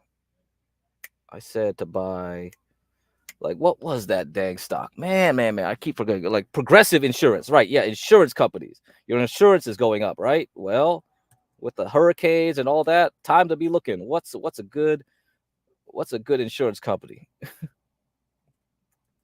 Do they do home insurance? I don't know. There you go. Look at it. Yeah, Progressive, man. Look at that bad boy. 76 to 258. That's PGR, Progressive. There you go. So, like I said, everything around your life you should look at. You can find good stocks that way without doing any kind of research. It's not hard to do, man. Anyway, I think there's another auto parts stock. What's a Napa one? Napa stock auto. I wonder how they do. Is that a public company? Oh.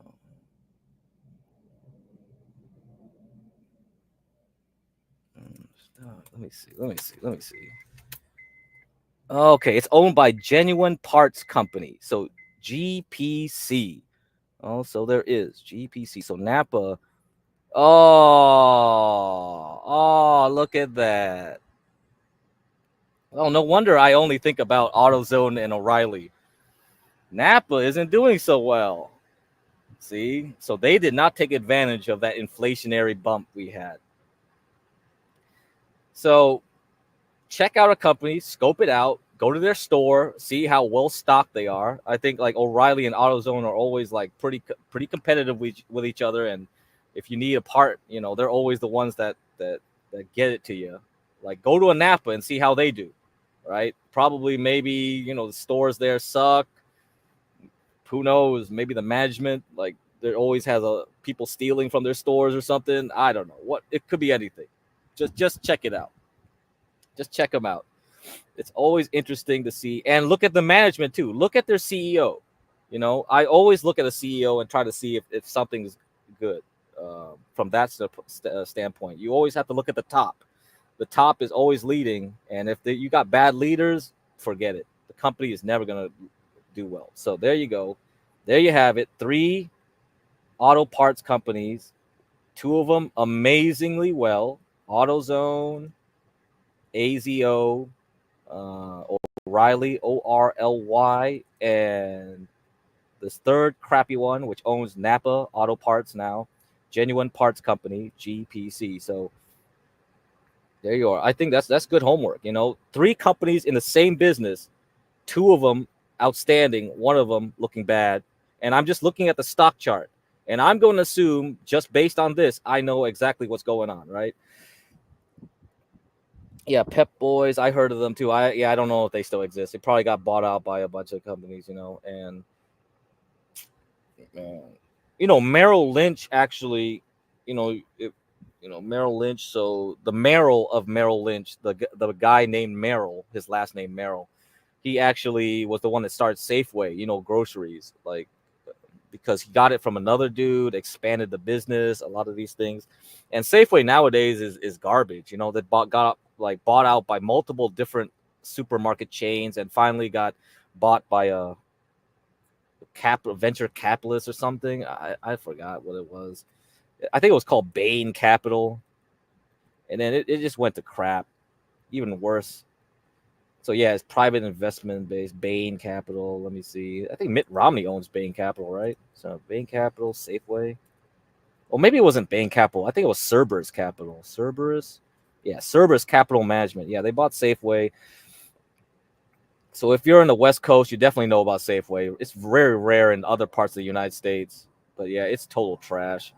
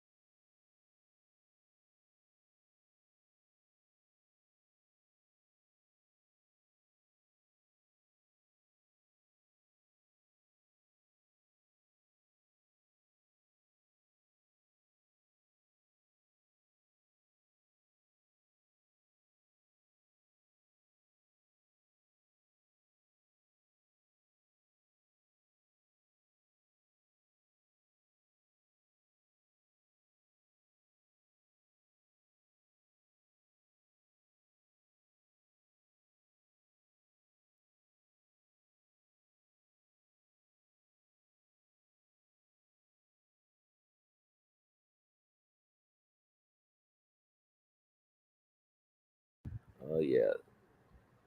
Oh no. Oh yeah, I was muted. Might be muted. Okay, I was muted for a while. Yeah, so I seen all seeing guys like, oh, he was talking about Rite Aid. Yeah, nepotism sometimes isn't that good or was good. So okay, let me go over back the Nasdaq if I was muted for that. Let me see.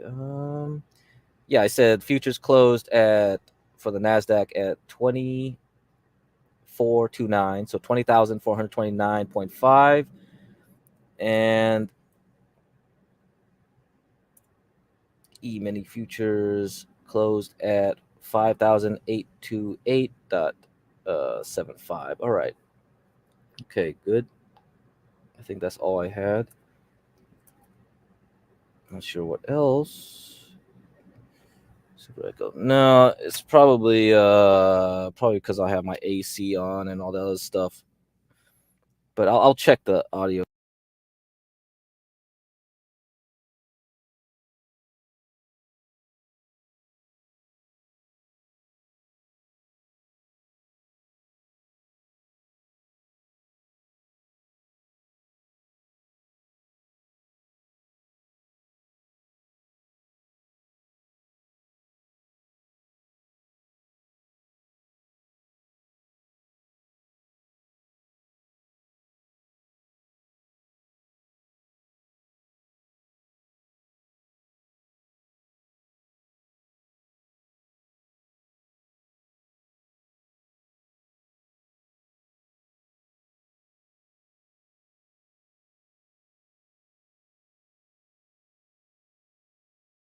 Okay, I checked the audio. Nothing wrong there. I replayed some of my stuff. So only thing you guys missed was me talking about I'm gonna go discuss Palantir. So that's it.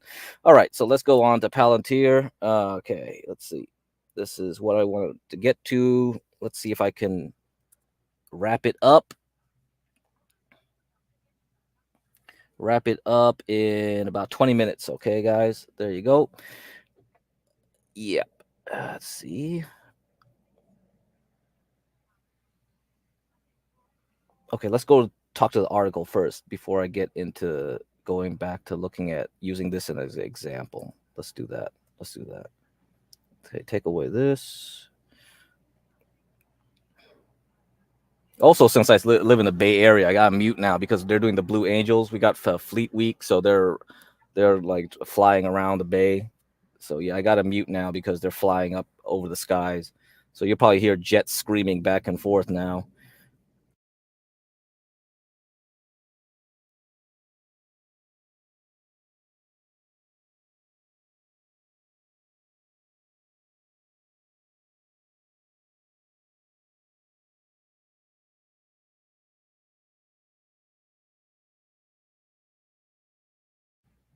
Oh yeah, I'm gonna put this link up in case Portia needs it. So this is the sticky inflation data, so you guys can also look up this chart yourself. And the calendar I always use all the time, but in case you guys don't know, you can use the calendar tool here.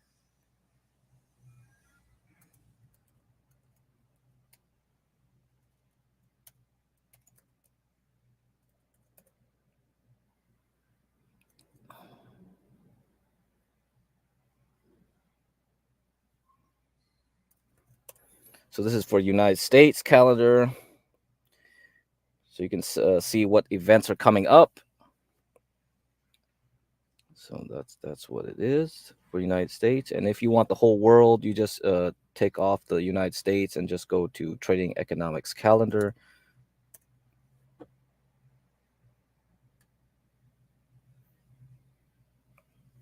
And that should be enough too. So you guys can go and check those out yourself. So you can see all the major events around the world that might affect you and your stocks. All right. Because usually, I'll trade the chart, but if I know some event's going to happen, I'll plan for scenarios in case something like, Jerome Powell, Bank of Japan, blah, blah, blah. Things like that, always important. So let's go to article. Let me see right here. Chandelier exit. Okay, I'll give you the link for that. So last time we discussed how to make an exit using true range, all right? And I've kind of gave it to you in a way that used different articles. And towards the end of it, I said, okay, the way that I see one article do it is using the recent high, and then from there, we use it to compute from the trading range. You subtract it, how we get a stop loss. So we could set a stop based on that instead of just saying, okay, arbitrary price or arbitrary percentage. Okay. Hopefully you remember that. But we'll definitely go over this again later, some other time, in more detail. So the chandelier exit, an indicator that can be used to set trailing stop losses for both long and short positions, right? Developed by Charles Lebau and featured in Alexander Elder's books, the chandelier exit sets a trailing stop loss based on the average true range. The indicator is designed to keep traders in a trend. Okay, remember that. In a trend, and prevent an early exit as long as the trend extends. Typically, the chandelier exit will be above prices during a downtrend and below prices during an uptrend. All right. So this is pretty neat, you know. So stock charts has this indicator, and I think, you know, TradingView, I'm sure I could find the same one here too. Chandelier exit. There's tons of people that make their own indicators for free. So this is one of the beauties of using it. Yeah, here we go. So I'll show this to you guys later. I got it set up on TradingView for you guys when we go over that. So here, Clorox company. You see this green line here? So we set here. I don't know if we can zoom in on this thing. Yeah, I can zoom in.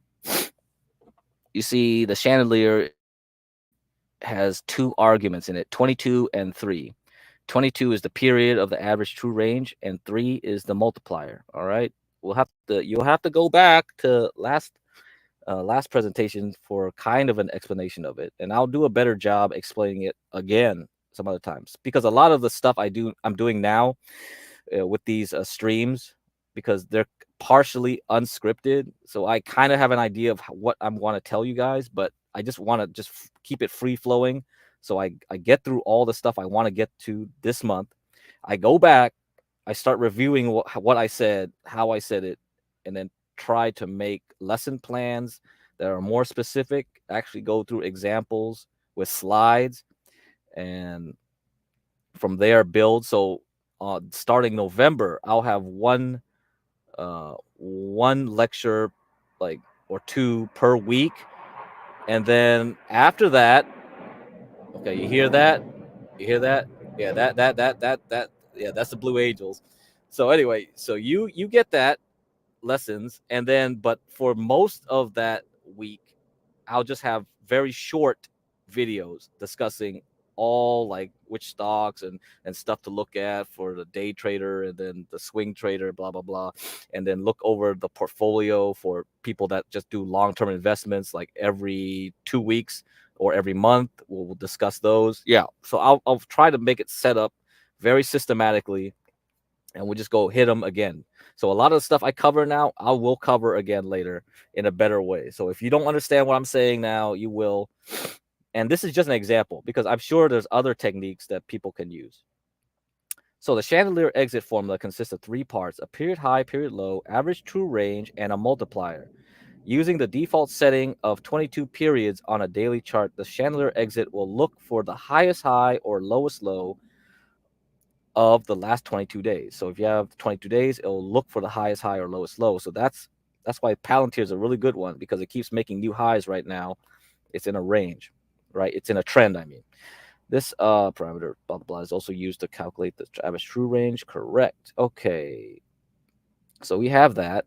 The average true range I discussed last time. I won't go over it again. So you got those numbers. And the average true range, for simplicity, if you weren't here last time, is a measure of volatility. So when you get a high volatile periods, that number will start increasing. Okay, that's all it does. So you're trying to find the actual volatility here, over 20 and average it over 22 periods. So what's going to happen is you get this green line, right? So when you look at this Clorox chart, there's no trend. You see here, there's nothing. I would just get buy, sell. Every time I'm above or below, it's just going to whip me. So this is not a good way to use this indicator. However, when your stock starts doing this, so this is the QQQ, the NASDAQ. You see this? This is a trend. So it's following a trend. It's at least it's moving up. Even though it's moving up and down, the overall movement is still going up. So it has a moving average. If I drew a moving average here, it would still be moving up. So this is a perfect time to use it, this technique. Here, let's say I'm shorting. So this one I'm shorting gold. It's moving down. It's as a trend of moving down. So I can use this to decide when I'm out of my short to cover it. See, it's the same way. You can do it in both directions, up or down, short or long. So that's just the key idea of it. Now, let's go back to the chart.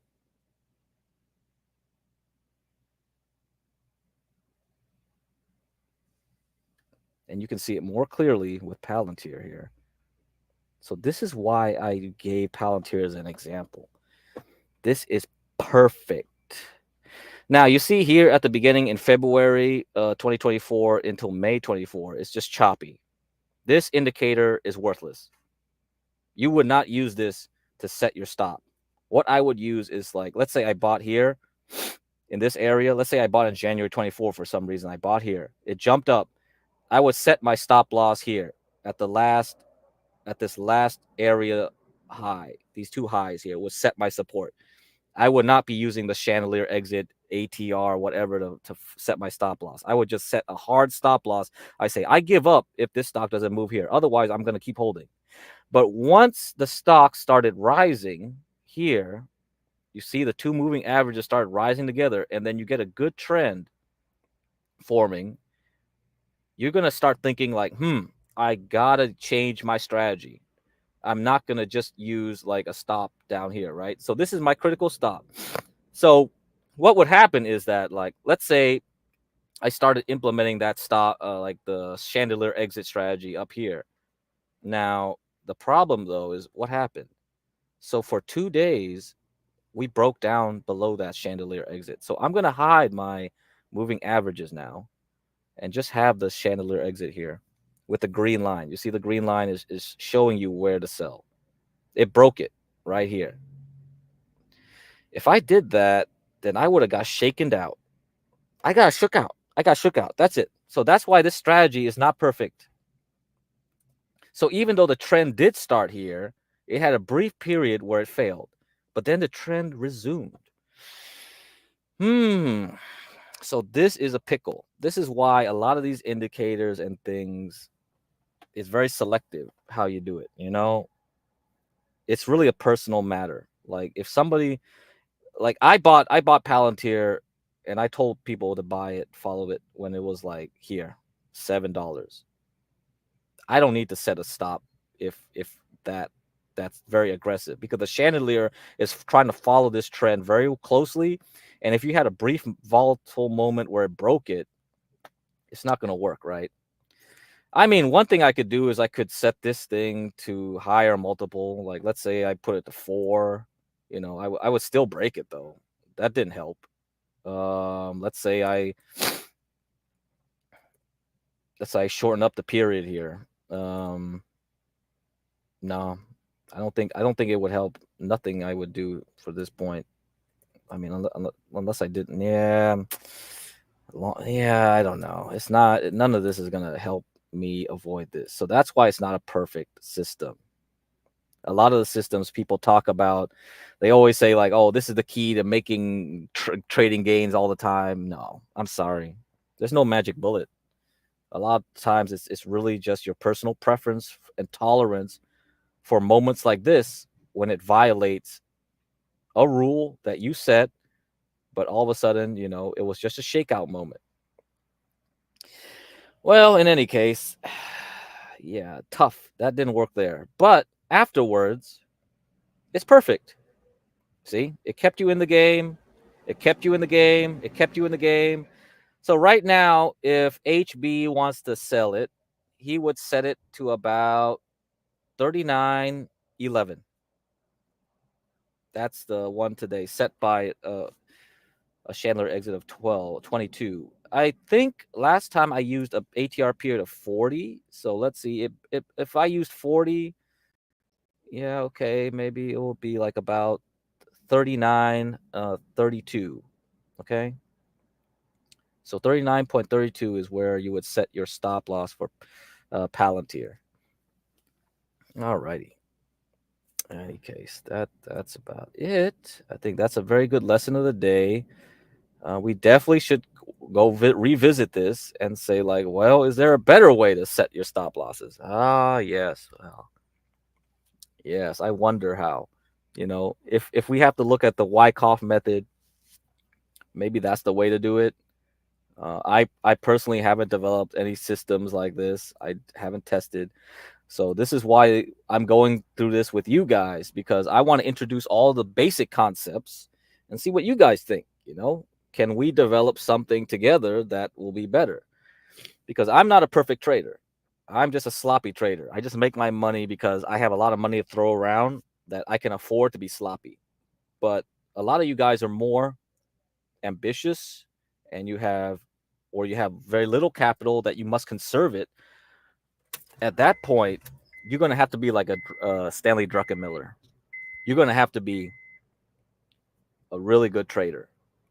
And we got a couple guys here that can help you with that later on, right? We have CKJ3 and Dennison, and they already have tested their techniques over time, and they are more ambitious. So that's why. Let's see. Yeah, it seems okay. What's your question here, Trope? Seems like you've got to get a lot of Palantir share to make it worth the gains, unless you got it in 7. Yes, I got in at around 7. Yes, you have to have a lot of shares to make it worth it. This is the thing. If you don't have the capital, this is why you should just highly consider going to Dennison's Discord and learn options. Yeah, all the stuff I teach is just like simple share buying. But you can have options. Yeah, you can do Palantir options, right? So, I mean, but Dennison only does options on the SPY. He scalps, so he's gonna do a quick trade here and there. So, someone like CKJ3, if he's really bullish on Palantir, he would get a leap, right? I talked about that for leap options. So you can look at leap options. So see what they are. Look them up. All seeing guy got around 9. Yes, very good price. Yes, anything below 10 is very good. Very good indeed. And HB got them at 21 at that dip right there. So he just bit the bullet and got there, because why not? At that time, everybody was crying that the world was ending. Japan was raising the interest rates. The yen's imploding. Panic buy there. The only risky thing I would say was that he bought it right before earnings, because they had earnings announcement that day. That was a risk. But hey, why not? It hit the support area, this bottom rectangle. If you missed out on buying it around here, then yeah, that was your last chance before it flew. So that's 100% gain. Yeah, but leap options, that's one way. Learn options. And I'll give you Dennison's Discord again. Go over there, ask him questions, follow his trading. So that might be for you,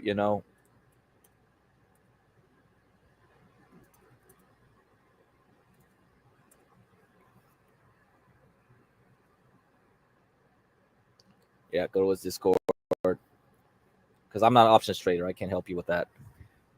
I made my gains through working and long-term investing. And even then, I said, like, small capital, it made it. But the techniques here overall can help you, at least, because many of you guys will eventually get a lot of money. And I doubt you're going to put in 50 G's on an options trade to scalp every day. Like, eventually you'll you'll hit the point where you're like, I can't do this no more. That's just too much work every day, or you'll just find that the whole market has changed complexion. It doesn't work anymore, because there will be periods where the S&P 500 is just not going your way. It stops working. It's broken. And that's why I was talking about periods here. So during the George Bush era, like down here and up here, yeah, you see, it's kind of like, it's definitely a different world than the pre-George Bush era in the 90s with the big bubble, and a different era when we have the quantitative easing, and then now we have the post 2020 COVID quantitative easing. All these are different regimes. They kind of change complexion. So we are at an alternate world reality. Yeah, so I put the log scale. Actually, I have to talk about this one day, logarithmic scale versus regular scaling. So, yeah, I don't think I want to get into it right now. But yes, there is a difference. So be aware. Be aware. I will discuss that sometime down the line. I kind of wanted to avoid talking about that, but it is a basic knowledge that has to be discussed. Okay, 2 hours in. So yeah, maybe I'll kick it off next time I meet you guys to talk about log scale, and also something about adjusting for dividends. So you see this little bottom part here in TradingView, adjust data for dividends. Also something that you will have to learn as well if you take care of dividend stocks. Maybe I'll talk a little bit about dividend stocks now for you guys, because I will tie it in next time, and because I'll talk about the 60-40 again. I didn't know if I had enough time to discuss it this time around, so I'll leave it for the next time.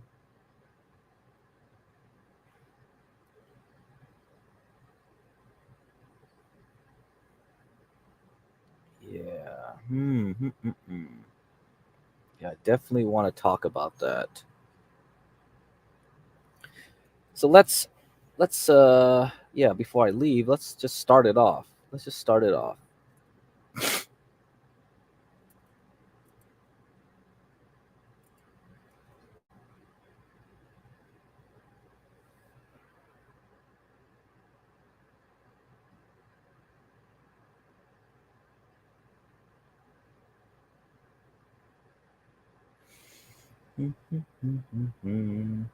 So one way to buy treasury stocks, okay? ETFs, I mean, because that's a quick way to get your dividends. You know, if you live in a blue state that's heavily taxed, like New York and California, it's better that you try to buy directly from the government with treasurydirect.gov. But for most people, you know, you don't want your money tied in the Treasury Department for a period of 1 month, 2 months, 3 months. Most people will use money market funds, right? So you just buy a money market fund, or you have a Fidelity Robinhood account, like a Robinhood Gold account. I think you have to have a gold account in Robinhood. It's automatically done for you. So every time you have cash in your account, it's automatically put into a money market account that gives you about 4 to 5 APY. Right now, where it's going down. Okay, so you have a list of ETFs that you can get. So you have a Treasury bond ETF, GovT. You have a 1 to 3 month T-bill ETF, Clip. You know, you have all these ones, and here I'll show you like 3 that I use, because you know sometimes you want options. You don't want to get that money market fund, maybe because especially now with the interest rates being dropped, you're gonna have to consider other dividend income generating ETFs to supplement your cash. So if you have cash that's like idle, money market might not give you the best interest rate, right? It definitely doesn't, like, because there are better, but they're not risk free. Let's just put it that way.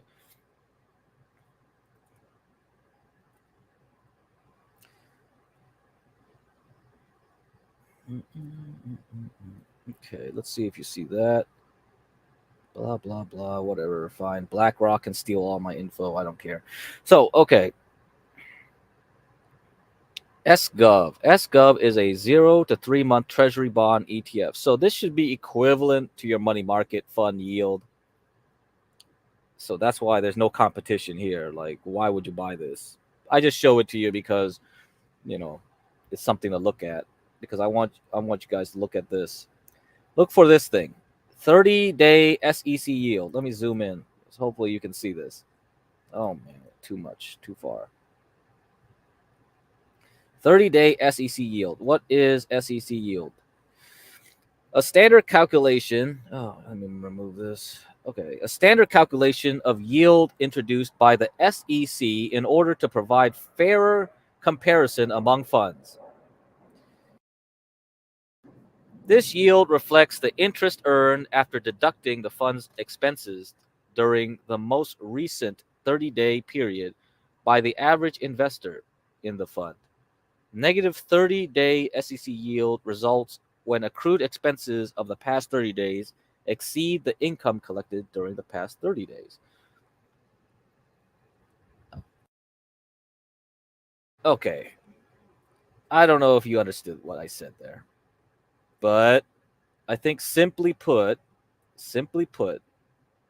this number here is the actual yield you're getting over 30 days, okay? Each of these funds I'm showing you distributes every month.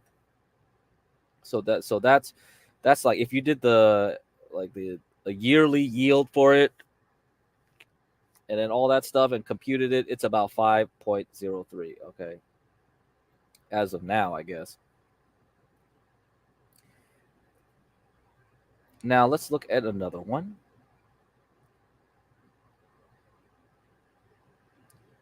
Oh, and by the way, so what I said there means that you have to hold this thing over 1 year to get that 5%. It doesn't mean like you're getting that after 30 days, okay? You have to divide it by 12 months.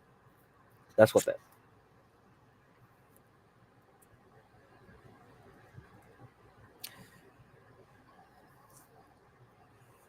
So here's another one, a municipal bond ETF.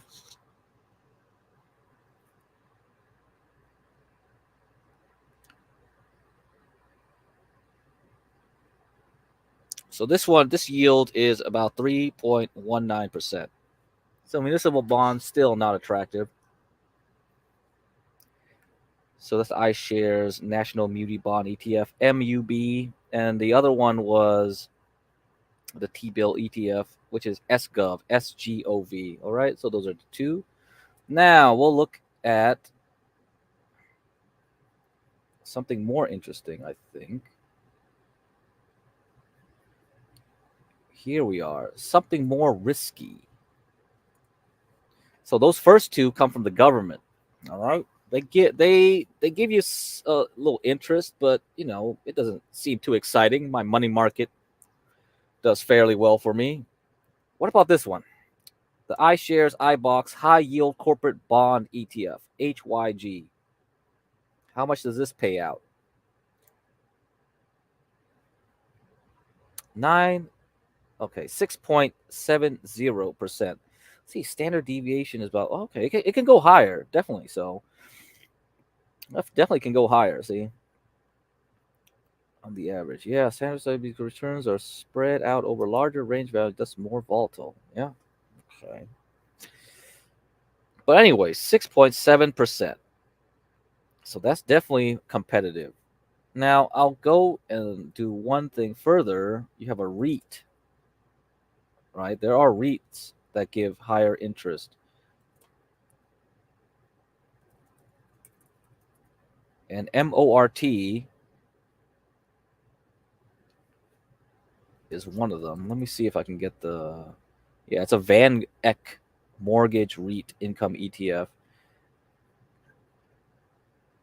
I think I mentioned this before a couple times. So let's go look at it. So let's see, blah, blah, blah. So the SEC yield is 12.22%. Yeah, but, there is more risk in this one too. So the higher ones, that's 6.7, and this one at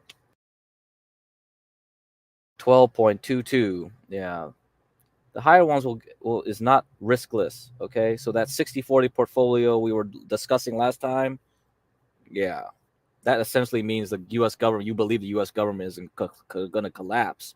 But these other ones with a higher yield, yes, they have some risk. So it's not riskless, but you'll get the higher interest. But something to consider. Definitely something to consider. So all-seeing guy, you say you have some SCHD. Okay. Yeah, you got the dividend ones.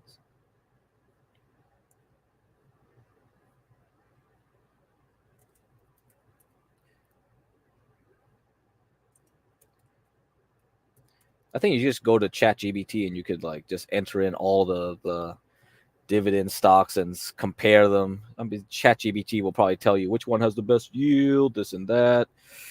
You know, you can use that to figure these things out nowadays. It's pretty simple. But yeah, that's about a 3.64% I'm seeing here. Yeah, so definitely not very competitive. It probably matches what if you bought the SPY or the VOO. I wonder, yeah, so if you bought like the ETF for the SPY, like VOO, let's see what the SEC yield is.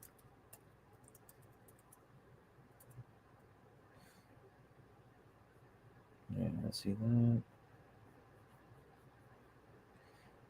Discount, premium discount. Yeah.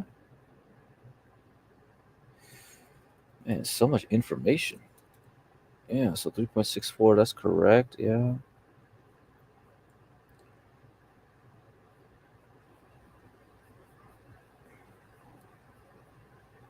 See what it holds. Let's see what the holdings are. Home Depot, BlackRock, Cisco, Verizon, Pfizer, Bristol Myers Squibb. Yeah, Bristol Myers Squibb is a good company. I haven't looked at it in a while. Chevron. Yeah, it's all the boring stocks. Yeah, they all give this yield. Ooh, Bristol Myers Squibb. Ooh, it had a little crash. Ooh, maybe I'll put this in my list of stocks to talk about. Yeah. BMR is a good one. Lockheed Martin, Texas Instruments, ABB. Yeah. Yep. So those are the top holdings. I see. So the VOO Vanguard S&P 500 ETF has a yield of 1.23. So that's the dividend you'll get just holding the S&P 500.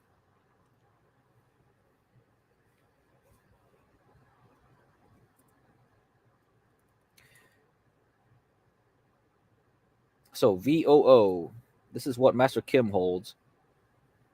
So if you don't want to trade, you don't want to do nothing, you just want to do the no-brainer technique, yes, just have VOO. Expense ratio is very low, so you can have a lot of money into it. It's cheap, and you get a little yield. You'll get a little bit back at 1.23, but that's not really what you buy it for. You just buy it for the gains in the price. That's about it. Yeah. Okay, guys, I think that's a good overview of these things. Definitely. So I definitely need to discuss logarithmic and linear or arithmetic charting for you guys. That's something I need to get to. And then anything else, I still need to talk about the semiconductor quartz thing. Oh, I keep delaying that because I keep getting sidetracked by other news right here with Japan and the Kushtar, lithium too. I had some news on lithium. Oh man. Okay. Let me do lithium. Let me do a little lithium news for you guys. Okay, I'll put the link in the chat. Because yeah, lithium, something you gotta talk about. You really gotta talk about it. Because I had a whole bunch of lithium topics to discuss. Logarithms, sad. Yeah, you got no logarithms. You definitely got no logarithms. Okay, let me put that link up.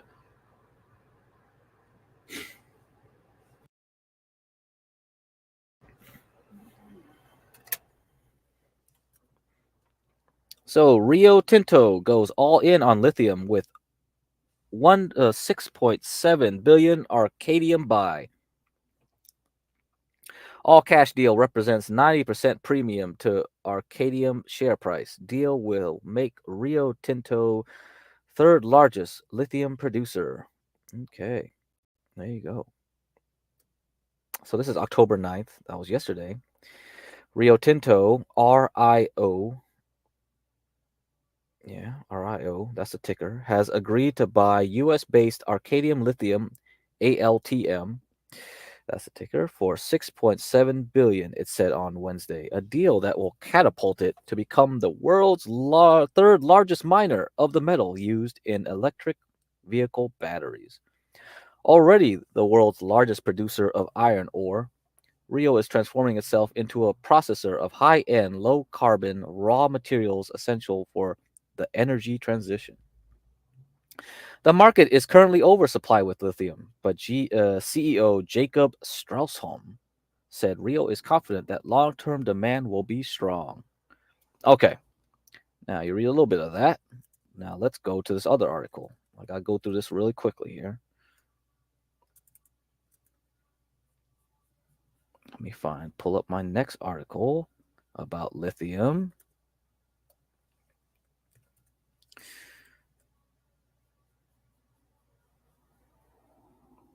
Put it in the chat.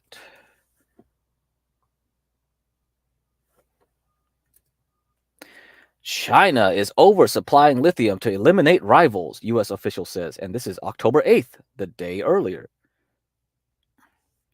Chinese lithium producers are flooding the global market with the critical metal and causing a predatory price drop as they seek to eliminate competing projects, a senior U.S. official said on a visit to Portugal that has ample lithium reserves. Jose Fernandez, Undersecretary for Economic Growth, Energy, and the Environment at the U.S. State Department, told a briefing late on Monday that China was producing much more lithium than the world needs today by far.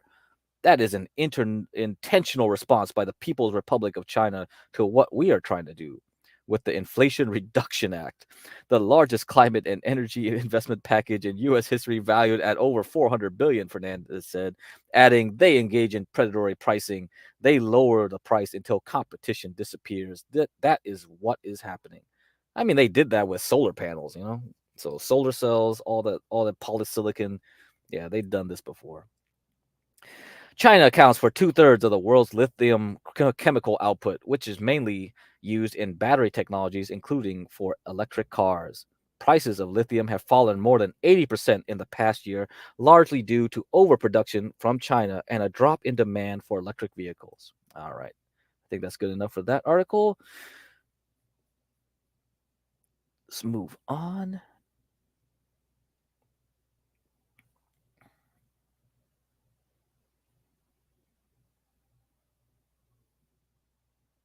To this one. I think this is a pretty damn good article, actually. I might go over it later.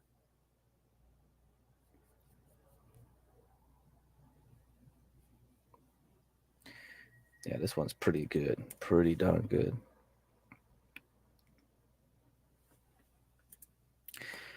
Has a link I put in the chat. Lithium battery oversupply. Low prices seen through 2028 despite energy storage boom.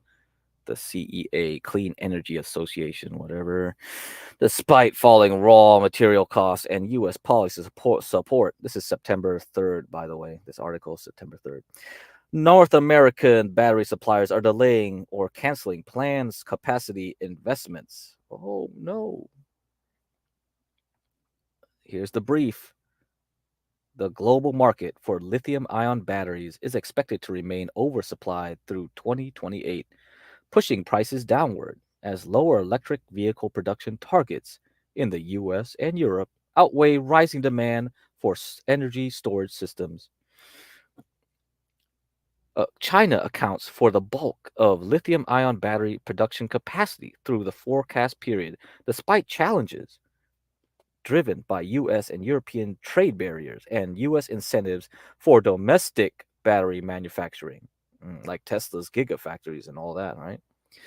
The United States Section 301 tariffs So Section 301, I guess you want to say, will increase costs for battery suppliers that do more manufacturing in the U.S., but should not lead to a significant contraction in the U.S. market when the duties on non-EV batteries and natural graphite take full effect in 2026.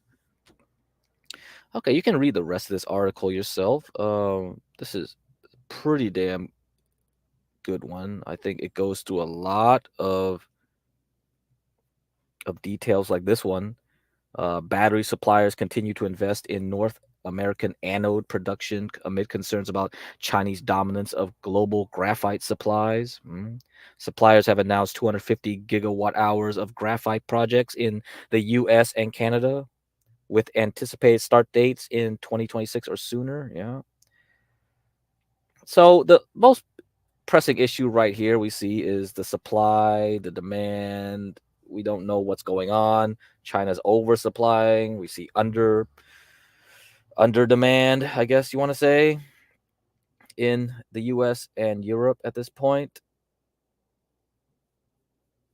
But I think I'll end it with looking at this chart here.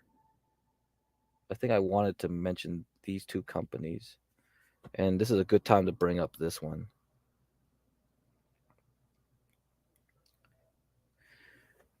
So I was looking at BMY while you guys were doing other things here. Yeah.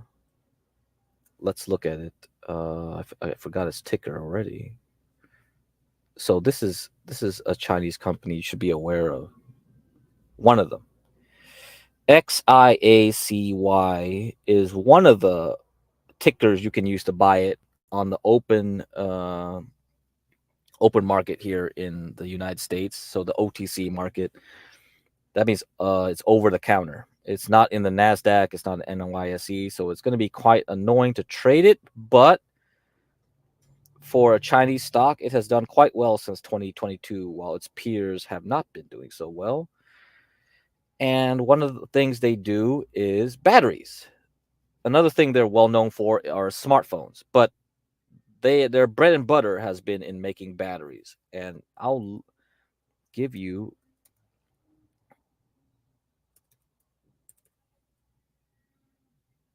a little article. Xiaomi. Yeah. Give you two articles actually here. I'll see if I can get through them real quick. Well, actually, it's a Wikipedia, so I just give you a one, and then I'll give you one real article about this company, Xiaomi. So I'll read the one Wikipedia article about it, and then I'll give you this article here. Because, yeah, I'm definitely watching this stock. XIACY, okay, for you guys listening.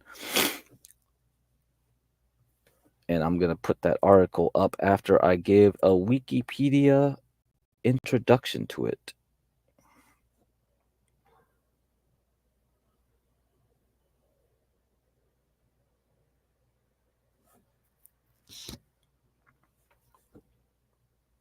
Because I think when I was talking to Be Brave yesterday, I was talking about memories. And we offloaded our RAM business to Japan and South Korea. And then after that, they dumped it on to China. And it's kind of the same thing that's happened with the industry here.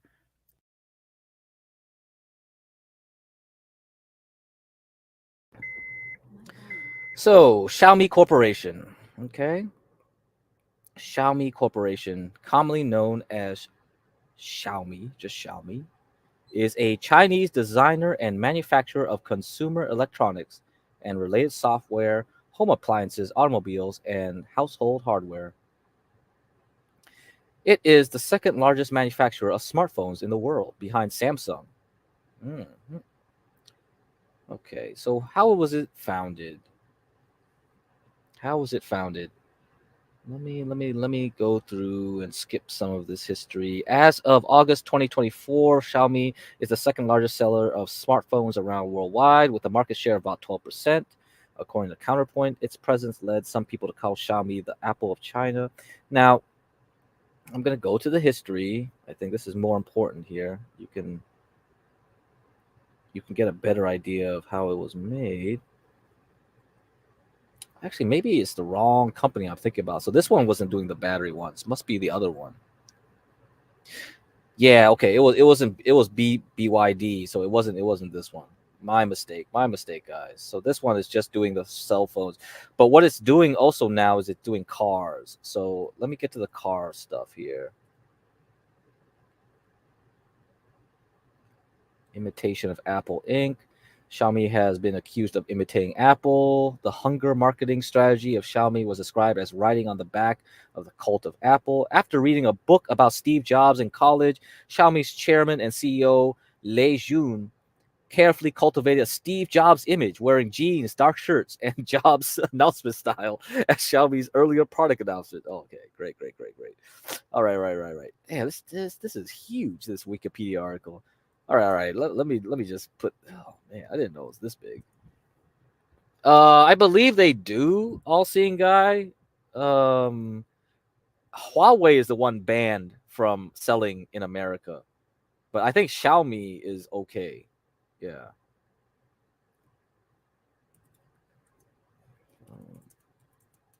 Let me see how Xiaomi phone in USA.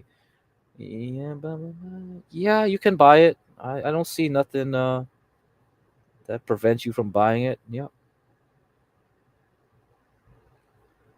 I mean, at least 2 years ago. Let me see if I can find. Let me see. Amazon sells it. Can you buy it from the U.S.? Do Xiaomi phones work in 2024? Let me see. All right, somebody here is asking a question. Do Xiaomi phones work in 2024 in the U.S.? Blah blah blah. Do they work? Doesn't matter if you're in the United States. One knowing whether Xiaomi works is better.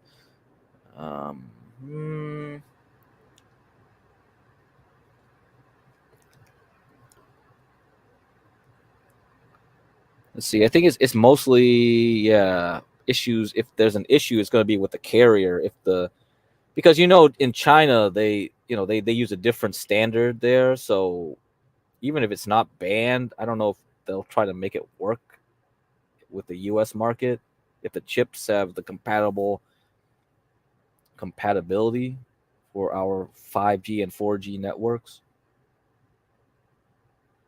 Yeah, it's hard to say. I don't know. I'm seeing conflicting things when I'm looking around. I mean, you're gonna have to ask ChatGPT, I guess, if it because if it's not available, that'll be a red flag too. But I don't know. It looks like you can buy them. I don't think there's an issue. I bet if you go to the carrier to buy directly from the carrier, they won't have them as an option. I mean, yeah. I mean, there's a lot of people that don't trust. I mean, you shouldn't trust any phone in general. It's kind of funny, right? People are willing to trust the CIA phones. I wouldn't trust my phone. Like, that's why I don't even use a smartphone most of the time. I try to use my own flip phone, man. So anyway, okay, that's good enough with Xiaomi. But the reason I brought up Xiaomi too is like it has, it's getting to the car business. So that was one of the reasons I did it. I was thinking of another company about the batteries because this is not the right company. It was BYD is the one I was thinking about the batteries. Yeah, BYD. So this is the one I was thinking about, BYD. So BYD company is a publicly listed Chinese multinational manufacturing conglomerate headquartered in Shenzhen, Guangdong, China. BYD was founded by Wang Xuanfu, in February 1995 as a battery manufacturing company. BYD's largest subsidiary, BYD Auto, was founded in 2003 and has grown to become the world's largest manufacturer of plug-in electric vehicles. So this is the history. BYD was founded on 10th February 1995 as Shenzhen BYD Battery Company Limited, with a focus on rechargeable nickel-cadmium batteries. I don't know if you guys remember about nickel-cadmium. They're pretty old tech. While working as a vice supervisor at Beijing Non-Ferrous Research Institute, BYD's founder Wang Shangfu noticed an opportunity presented by the shift in Japanese companies from nickel cadmium to high-value nickel metal hydride, okay, and lithium ion batteries. He moved to Shenzhen with his cousin Lu Shangyang and founded the company in 1995 to capitalize on the opportunity. Wang started his business in the back alleys of Bougie, a neighborhood in Shenzhen. Having achieved little success, in 1997, Wang moved his business, also consisting of a battery research institute, to Longyang in Shenzhen, where BYD started receiving orders from multinational companies. So here's the kicker. BYD grew its business in its early days by implementing a redesigned manufacturing approach by incorporating more manual labor in contrast of the capital intensive and highly automated processes in Japan. This manufacturing process, along with in-house production of key machinery, contributed to a substantial reduction in unit costs compared to Japanese competitors by around 5 or 6 times lower. Now that's interesting. So manual labor in this case was cheaper than automation. Get you something there. And let's see, blah, blah, blah. So right now, by July 2002, it's the leading nickel cadmium manufacturer, 65% of global production. Within 7 years, it was the second largest producer of nickel metal hydride, and then now the third largest in lithium ion batteries. By 2012, BYD has captured more than half the world's mobile phone battery market and was the largest Chinese manufacturer of all types of rechargeable batteries.